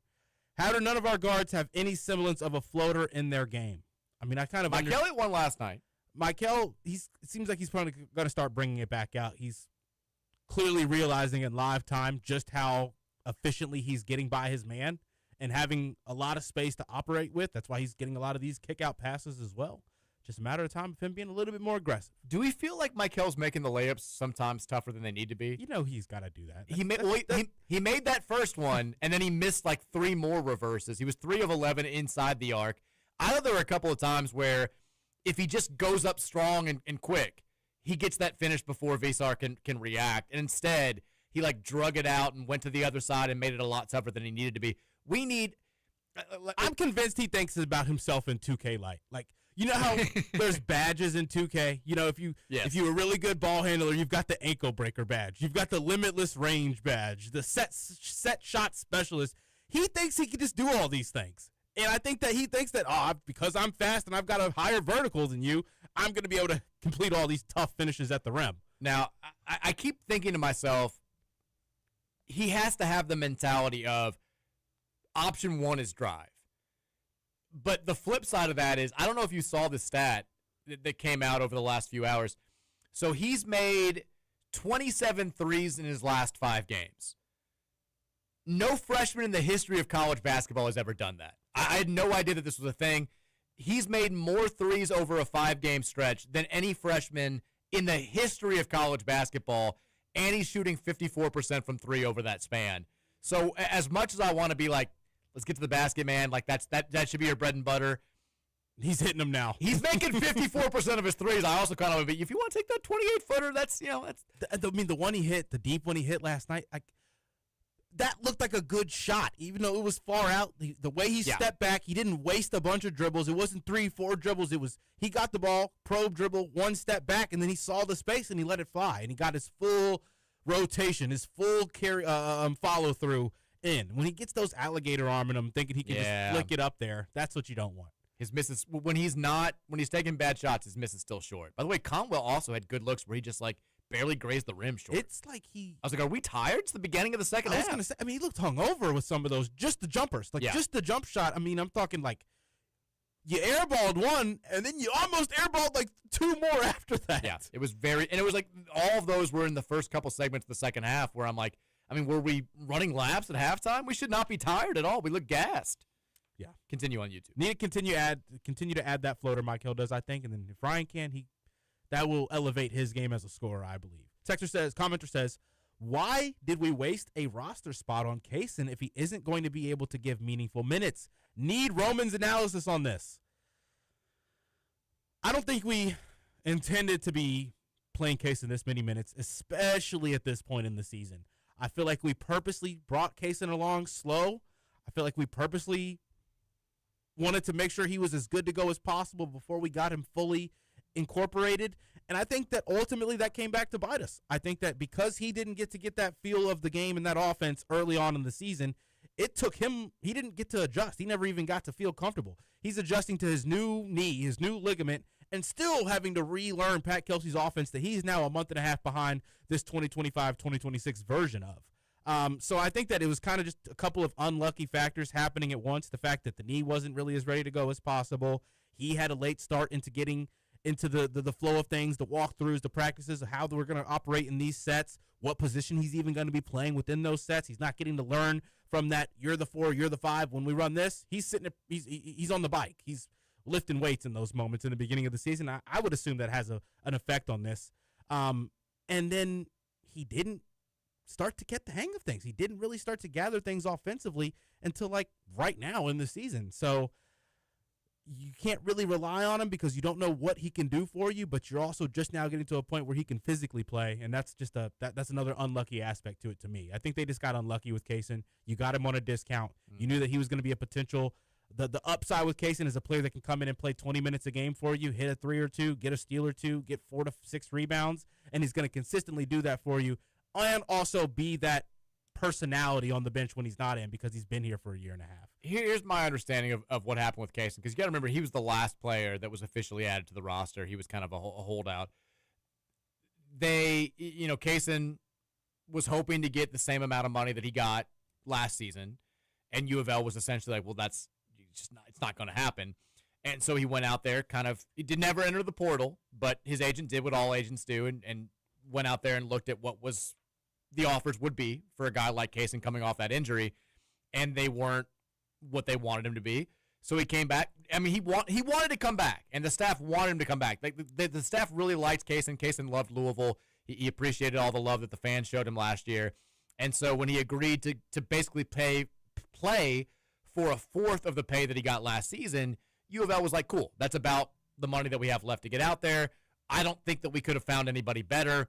If this guy comes off his ACL injury and he's the type of player that we thought he could be last season, what a blessing to get this guy on a discount. Obviously, hindsight's 2020. If we'd known that he wasn't going to be, fully back when we wanted him to be and wasn't going to be the player that we were hoping he was going to be, you probably use that scholarship on somebody else and bring in somebody who maybe is a little bit more of an effective four.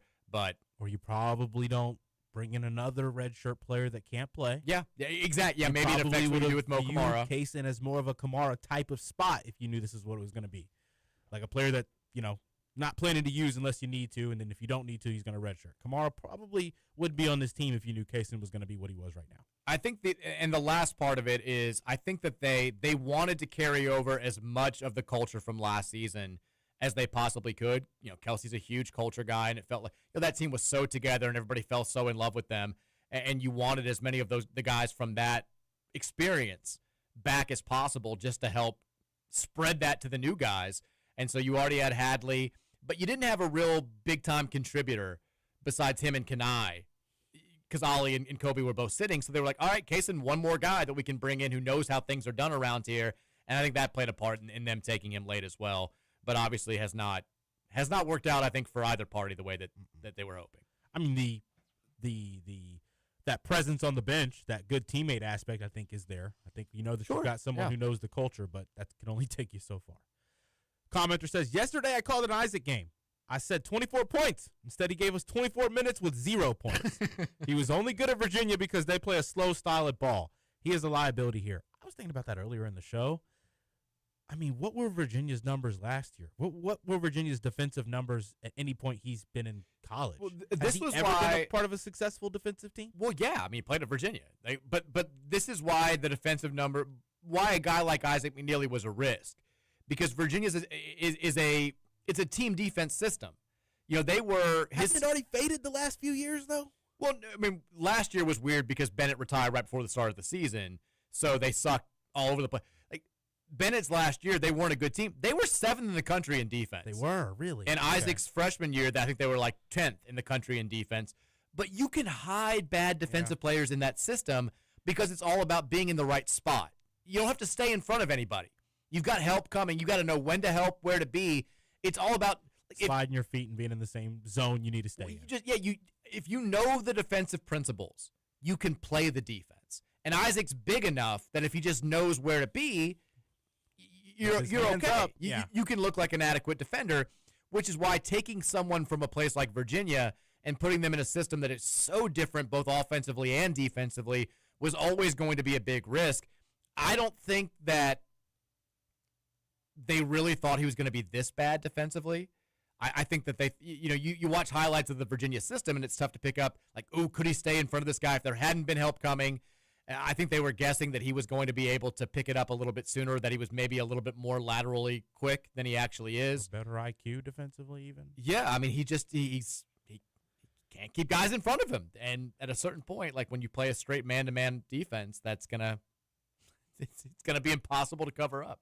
Yeah, you got to have all 5 players communicating if you're going to have somebody that's going to have lapses defensively on the floor, because everyone has to rotate, and we don't do that as a team. Commenter says, seeing national people complain about our style of play was validating. All we do is chuck up threes. It's so hard to watch. Also agreed with what Jay Williams said about the lack of mid-range floaters. Yeah, he made a point about the defense not taking what it gives. I actually agree with Jay a bunch of times last night. He had a few good points as well. I mean, about both sides. With that said, the standard for Louisville basketball is how we do in March. If we make a Sweet 16 or Elite 8 run, no one cares about yesterday. Go Cards. It's all still there for the taking. It's true. On Roman's screen point, this team doesn't screen well outside of Hadley. James Scott was low-key an incredible screener, and we missed that. We're a bad screening team. We are. The only 2 coaches who consistently never wore a suit on the sidelines at U of L, Kenny Payne and Pat Kelsey. Dress like you're ready for the job. Hot take here. I mean, fully agree with this. You want the coach in the suits back? Yes. Now, Chris Mack, post-COVID. Take it more serious maybe if you do that. Post-COVID, Chris Mack didn't rock the suit. Remember? No one does now. Is he back wearing the suits at Charleston? No, I don't know if actually I think he is. He was quarter zip at U of L post-COVID. I feel like I saw a picture. Maybe it was just like the first couple of games of the season when he started there. I feel like I've seen an image of him in suit there. Remember, it was the weird thing where coaches were still by and large rocking the suits, and then COVID happened, and you had that weird year afterwards where it was still COVID affected, and coaches started going with the casual look, like the work from home look, and then everybody was like, well, why don't we just do this all the time? It's dumb. Yeah, we'll just match like the NBA coaches do. So Chris Mack started rocking the quarter zip after COVID. At Charleston, it looks like, I'm looking up pictures, it looks like he's going, most pictures of him at Charleston have him rocking like jacket but open collar, no tie. Okay, that's what it is. Kind of going, he's playing both sides there. But that's the Tony Bennett, isn't it? Yeah, a little bit. Some coaches that did. Dan Hurley too, isn't it? Hurley does that a little bit, yeah. Some coaches that did go with the tracksuit post-COVID have gone back to the suit now, but yeah, Kelsey very much is not he wasn't a suit guy before COVID either. What would you do? I'm a suit guy. I want the suit. I think if you're kind of like a short guy, the suit looks better on you. It's more of a like take me seriously. Yeah. Because if you're a bigger guy, you can get away with the like I know what I'm talking about because I played basketball. If you're 5'10", like me, you kind of gotta you got to go with more of a flair, more showmanship. I think, if you're a major conference coach, you need to be wearing the suit. Once you win a chip, you can wear just the jacket with the collared shirt unbuttoned at the top. I'd love to see in the last 20 years, suit versus quarter zip, NCAA tournament success graphic.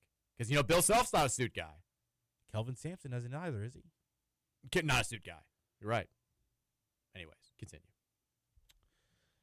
Commenter says here, it was surprising and disturbing that PK didn't challenge the offensive goaltending no call that arguably decided the game. Can't challenge it. You can only challenge goaltending if it was called. Yeah, it didn't get called, so there's nothing to challenge. If it gets called, you can challenge it and they can review it. You are not allowed to challenge a goaltending call that you think should have been called. Commenter, she says, the Arabian gives you nothing. 7 foot can't jump over a phone book. The staff sucks. He hired his buddies. Isn't mid-major Pat's contract due 2030? I mean, what would the buyout even be? And do we think U of L would ever pull the trigger? We just signed the new deal after last season. We're not going to be paying 2 people a buyout. Yeah, I mean, there's zero chance that.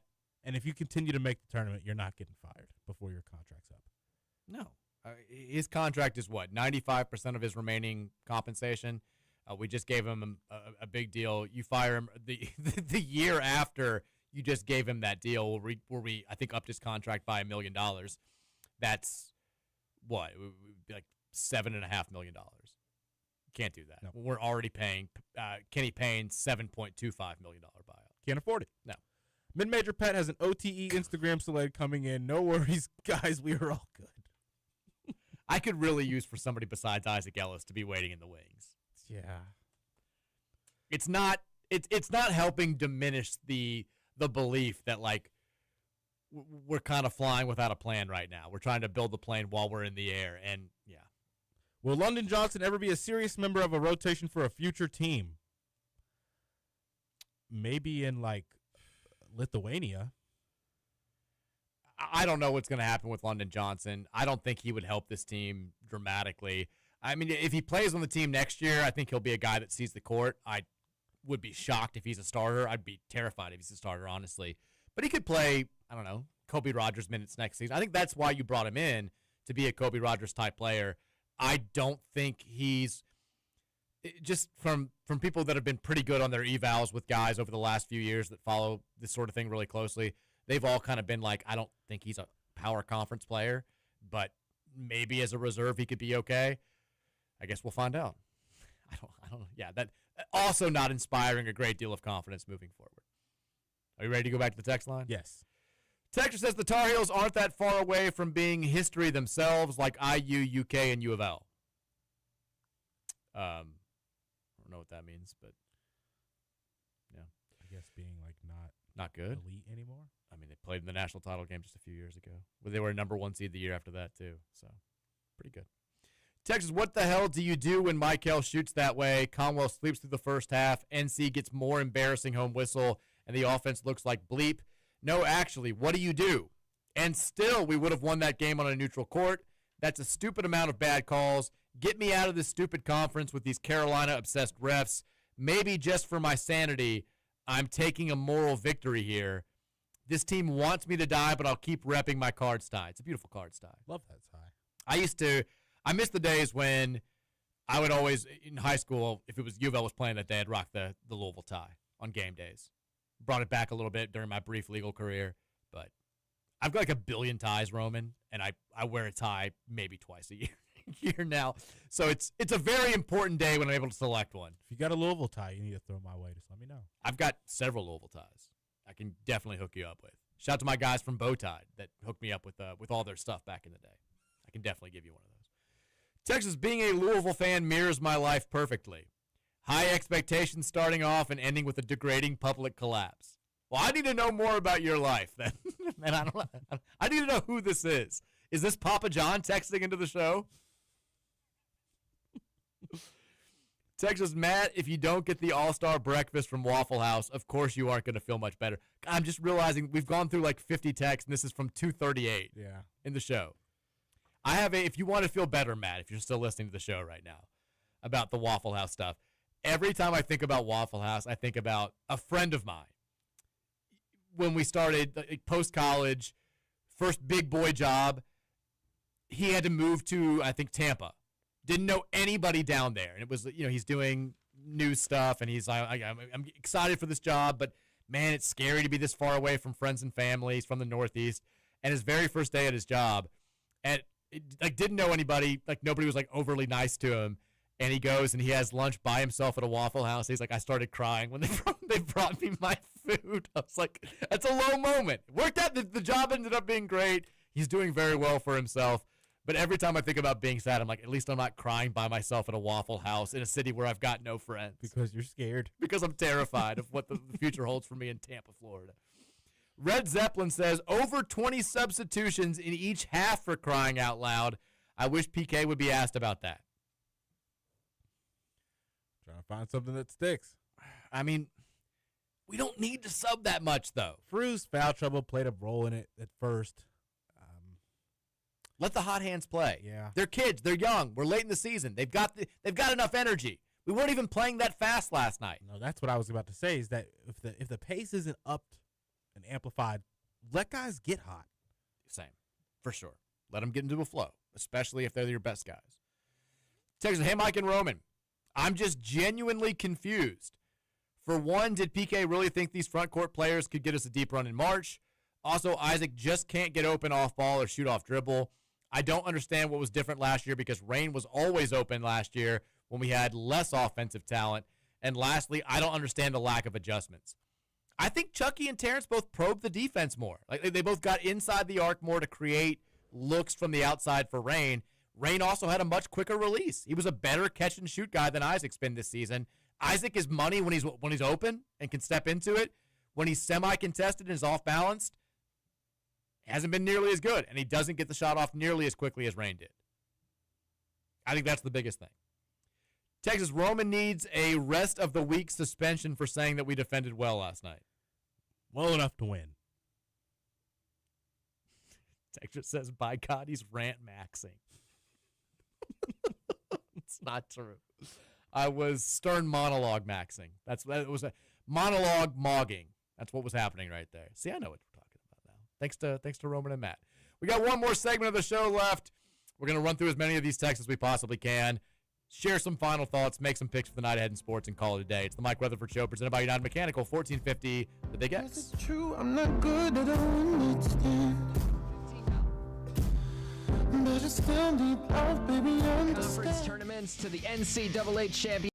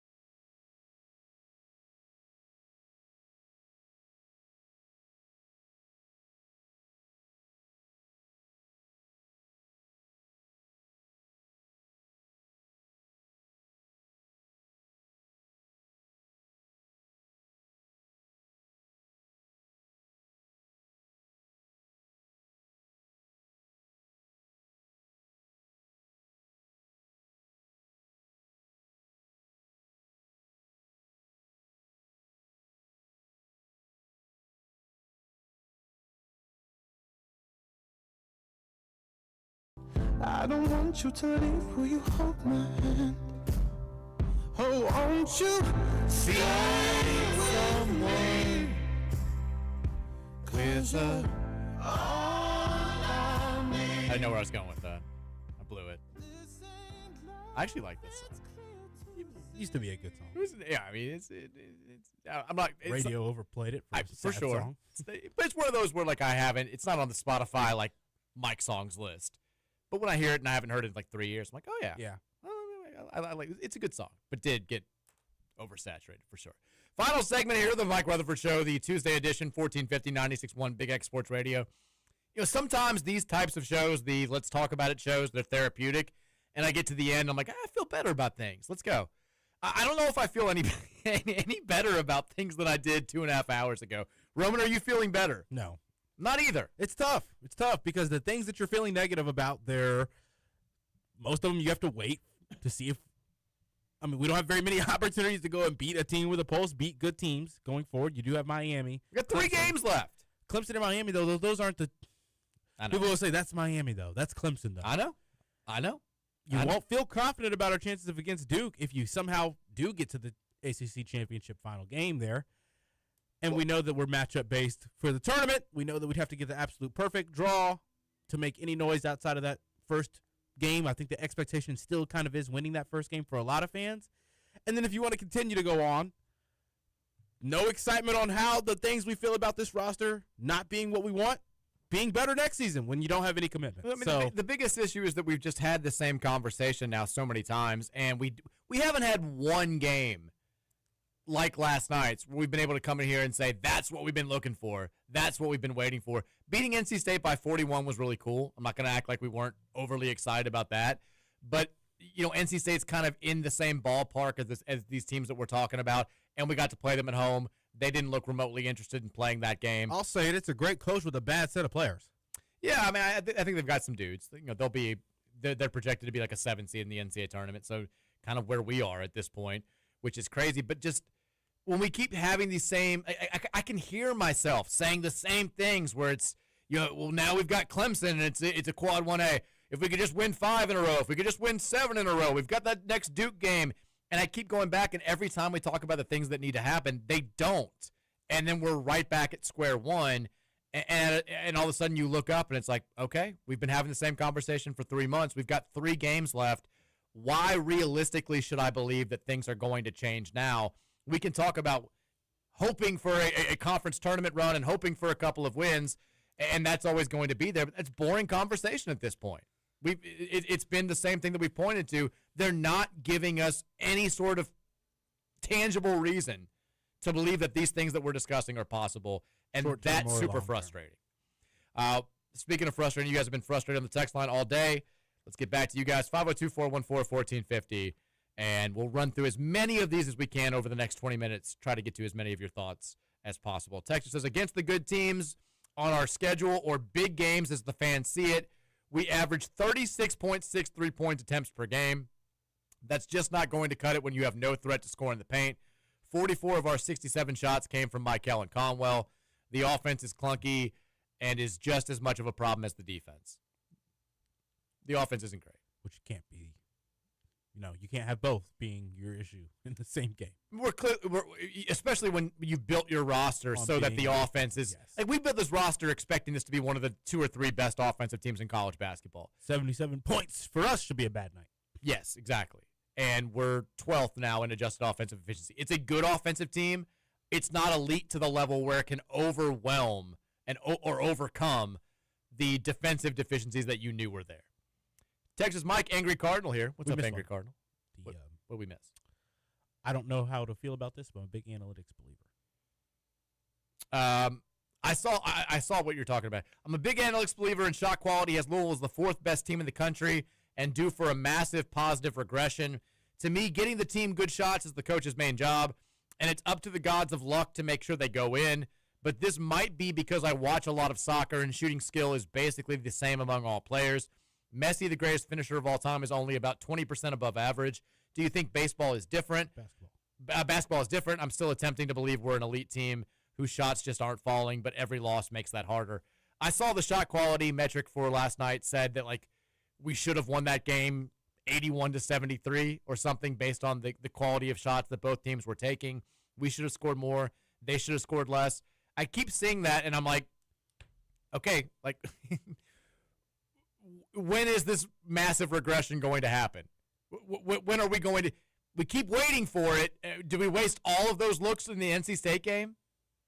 I don't know. I thought we took, for the most part, decent shots last night. I thought there were some bad offensive decisions that were made. Bad turnovers in the midst of a run. Terrible turnovers, driving right into a 7-footer and praying for calls when we very clearly weren't going to get them. And then I thought the defense was atrocious for the most part. I mean, 15 consecutive missed shots at one point in the game is just, it's going to get you in trouble against just about anybody, especially a pretty good team on their home floor. Take Mike Angry Cardinal here. It feels like most of us are upset because we like PK so much as a person, but he refuses to get over the hump. Year 3 needs to be a 4 seed or better, or this isn't the job for him. I'll hang up and listen. I mean, I think you go into, if this plays out the way that we think it is, and I don't want to speak for everybody. There's probably some people listening who are like, I believe that we can, be an Elite 8 team. If it plays out in the way that seems the most likely now, where we're a first weekend exit, I think everything's on the table in year 3. I think you look at him and you say, like, you got to prove something. If you have another just okay season, that's probably good enough to bring you back for year 4 because of the financials, but you're not going to win over the fan base. If you go out there and you crush it, cool. We had a weird thing happen in year 2. Sometimes that can happen. Sometimes that's just the case. It's especially going to be a thing in the portal era. But if we suck next year, I don't know, man. I think that you've got 3 years, and that would be pretty definitive proof that got to go a different way. Texture says, is the rabbit so silly for just wanting some tricks? Thank you for sending this in at 2:45. Texture says, as far as the Cards go, I'm still a PK supporter, and I believe, but all I can say is he is lucky that all that matters at the end of the day is what you do in March, and we ain't got to March yet. If we get to the Sweet 16, pretty much all will be forgiven for some time. Honest opinion, we're going to win one game and be done. Watching this team is honestly just a weird experience. I don't know that. We don't know that. We don't. It is a weird experience with this team. Like, It's what I would bet on happening, but we don't know that. Outside of one game this year, or 1 or 2 games, it's just felt like, even when we're winning, I'm like, we should be so much better. They just like, every time I'm just like, you just don't get it, do you? Texas gas station donut guy here. Besides the 2 KP years, I can't think of a team that I've had less fun watching than this one. What makes it even more frustrating is the fact that there are moments when these guys look like they're legitimate Final Four material, but they are so lacking in poise, maturity, and leadership to ever realize that potential. Aside from the players, PK's rotations are infuriating. McNeely, Ollie, Rogers, and Pryor muck up the flow like a crusty patch of dried glaze, and I'm good with those bench turds getting less than 10 minutes collectively per game. I'll cheer them on and obviously would love to see a deep run, but I'm not going to be upset when we turn the page on this season. I'm not mad. I'm just disappointed. Stay crusty. Go Cards. I feel like, and again, it's always an anecdotal thing, but a lot of times what I hear from my friends who are not like gigantic diehards is sort of indicative of the like normal portion of the fan base. Not people that are listening to the show that are crazy just like us. And I've got friends that are like, man, I'm struggling to like stick with this team through the end. I'm having a hard time getting excited to watch the games. It sucks because it felt like this was the year where you could really bring everybody back in. You brought people back in. A lot of people were like, this is the most fun I've had watching a Louisville team in 10 years. Thank God. And this was the time to really make it feel like Louisville basketball again. And instead, I think you've lost some of those people that you brought back in. I think what has to happen to get everybody back where they were from a mindset standpoint with this program 10 years ago, you need a run in the tournament. Whether it's this year, next year, sometime soon. You've got to give that experience to the fan base just because I think we've all forgotten how it feels. Winning the ACC tournament could be a huge pick-me-up, but you've got to go on a tournament run. Texas says, I've been a voice of reason all season from what I read, upset fan posts or mad texters say. Officially losing all the optimism. Last night's frustration felt like losing a tournament game. This team wilts away. We need more Chucky Hepburn mentality and defense this season that are nowhere to be found. Not sure we'll find that in the portal for next year either. Yes or no, is Frew our starting center next season? Simply no way you can let that happen. Right. Go ahead and say yes. I'm going to guess no. Texas Jay was right. We limit ourselves when we don't ever take a midi or a floater. Why is it so tough to generate Why is it so hard to generate easy offense? I thought he was supposed to be an offensive-minded coach. Is he a good coach? Why no adjustments? Giving 30 to a guy only taking layups sucks. That's the biggest thing for me last night. We let Seth Trimble score 30 points. I think Seth Trimble is shocked that he scored 30 points in a game. That's a 10-point guy. And it's usually like because he's being set up by the players around him. He's never been an offensive guy. We made him look like, prime Derrick Rose last night. Texas, for as much as PK claims to look at analytics and data, I feel like he totally ignores things like player matchups and plus-minus analytics for players. He seems to sub just to sub without considering who's on the court and how the team is playing. I get the whole fresh legs thing and wanting to run, but none of that matters if you let the other team go on runs and can't hit a basket. If a lineup is playing great, keep them on the floor until they quit playing great. I feel like that shouldn't need to be said, but it kind of needs to be said. If we're on a run, let them cook. Let them cook. We've watched enough basketball over the years, coached by great coaches, to know that that's the mentality. Let them go. Texas, I was at the game. Body language from the team was bad for long stretches. There was some talk about, why is their bench, Carolina's all standing, and why is our bench all sitting? Little stuff matters. Texture says, top 15 NIL in the country, second year in a row that we have almost no shot at a Sweet 16. Feels like the coaching staff is underperforming. Also, if Trilly is alluding to assistant coaching changes in the offseason for Louisville, probably tells you there's a disconnect with the coaching staff. It shows with how we look unprepared for teams and adjustments. I think there's probably going to be, a little bit of a shakeup. Texas PRTG here. GD. But he said it. Texter says, no way people are actually blaming the refs for last night's debacle. You know why Louisville never gets any calls? Because no one respects our head coach. Because he has done nothing to earn the respect of anyone at this level. Same reason no high school players want to come here. We hired a one-trick pony mid-major coach who was our fourth option, and we're now surprised it's not working out. Hurd not being able to land Dusty May is going to end up defining this program for the next decade. Feels dramatic. It does right now, but it's becoming increasingly possible, right? The end, yes. I don't think that we're not getting calls because they don't respect. No, that part. I'm talking about the end there. Oh, the Josh Hurd Dusty May thing. The worst thing for Josh Hurd at this point is for Dusty May to keep crushing it in Michigan. Imagine, because everybody knows that we thought we had him. Everybody knows that he was the second choice, and we thought we had him locked in, and he ended up going to a quote-unquote lesser basketball program. Imagine if they win the national title this year, which is very possible, and we're one and done in the tournament for a second straight year. It's a terrible look for Pat. It's a terrible look for Josh. It's a very difficult pill to swallow for all of us. That's, fair or unfair, that's going to be a thing moving forward. Did Dusty want to come here, though?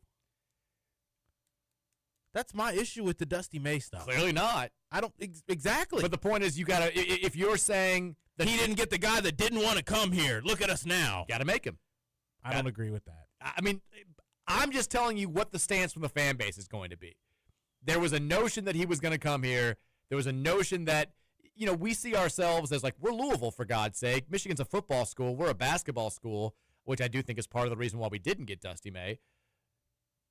Fairly or unfairly, again, it'll be held against Josh Hurd. And I think Josh probably knows that. Feels unfair to me. Texas, there are a lot of things this team is deficient in, but maybe the most frustrating is the inability to rotate on the defensive end. Losing open shooters so frequently has doomed this team all season long. Yeah, I hate the 10 seconds of good defense. Even 35, three-fourths of a possession's perfect defense, and then we just forget that we're on defense. Agreed. Texas says, coach who swore up and down he understands the expectations at this program and the players he brings in will too. Meanwhile, Conwell and McNeely just have flat out forgotten how to shoot. Plus, Conwell and MBJ are the biggest body language losers ever, and they are supposed to be carrying this team. Then you have Woolley, who is negotiating midseason with a team that has a pair of coaches despised within this fan base. all with the cherry on top that you are Mr. Energy, who is having to play a Greek linebacker 15 minutes for any juice, while at the same time finally admitting Javon is the team's only paid presence after lying to us for 6 months about a 5-headed monster at the 4 and 5 position. I would like to see better body language from Conwell and Michael. I know it's not going to happen this late, but like there were, it's a little thing. Seems like a little thing. But I'm going through the photo gallery after the team. We have the little widgets on the editing tools at Card Chronicle where you have access to the Getty gallery and the USA Today images. And there's so many images of Carolina players like screaming, flexing for the camera, like going crazy. We don't have guys that seem to ever like do that. I just, it's almost like they're ready for the season to end. And I hate that feeling. I hope it's not the case. I hope it's a flawed outsider's perspective, but it's hard not to get that sense when you watch this team play. Texas, I've held back from saying this, but this team was just a bit overhyped. It's Michael Brown and a bunch of dudes when it comes down to it. What happened is I really feel like we lost our edge. PK and the team have felt like it's going to work out and that any criticism isn't warranted. The injuries were an excuse, but now that Michael's back and playing great ball, we're seeing that injuries weren't the full story. That's one thing that I appreciated with Rick. He wasn't perfect, but man, his teams always came out hungry. He never let them get too high on themselves. I don't know what reason this team has to be high on itself. It just you've slipped down the rankings pretty much every week from November on. Like, getting called the best backcourt in the nation, being told that your skill set's going to be optimized here better than anywhere else. Haven't heard that in the last 3 months though. Like at a certain point, you should be hungry to change the perception now that you guys are these massive underachiever. And we haven't seen that hunger yet. We got 3 games left. But does Pat know they're underachieving? He doesn't talk like it. That's my issue with that, is he feels like they're right on schedule. It kind of feels like that. Texas, I think PK has the demeanor, the level of crazy, and the ball knowledge required to make it here. You hear him talk, and it sounds like he knows what he's doing. He's deep in analytics, maybe too much so, too married to what worked at Charleston in his Moneyball roster three-point strategy. There's a reason why every time we play a great team, we can't get over the hump. Great teams have great, long, athletic athletes. That will neutralize your roster full of nothing but spot-up three-point shooters. Got to hope that the staff realizes this and adjusts in the offseason. I'm trying to get over in as many repeat texts as we can. Texas says, you can't fire PK after 2 years with this turnaround, but I don't have to participate next year either. I bought tickets this year for the first time in over a decade. I mean, I think there are going to be a lot of people that are going to be in, unless we do something in March, there are going to be a lot of people that go into year 3 with the, if you want me back on the boat, you're going to have to prove it to me mindset. Texter says, Mike, what do you want for Christmas? I'm getting ready to get rich. Oh, I read this. I already read this, and then you said anyway. Yeah. Texas, NIL worries me. If Adidas paid for a lot of Brown's NIL, are we going to have that much less for next year? I don't think we'll have as much NIL for the roster next year as we did this year, if we're counting that money from outside sources. Texas, maybe we should take the wise words of billionaire Los Angeles Angels owner Art Moreno to heart in these down times, who said that winning isn't even in the top 5 priorities of fans. That's why Art Moreno no longer runs a franchise that has Shohei Ohtani. Because it is. Texas, Pat, first year was lightning in a bottle. Now you're seeing the true him. He's not as great as the local media hyped him. I don't think anybody hyped him until he started winning games, and then everybody hyped him, you know? Texas, if you didn't talk about it yet, any insight to the Arkansas, we talked about it.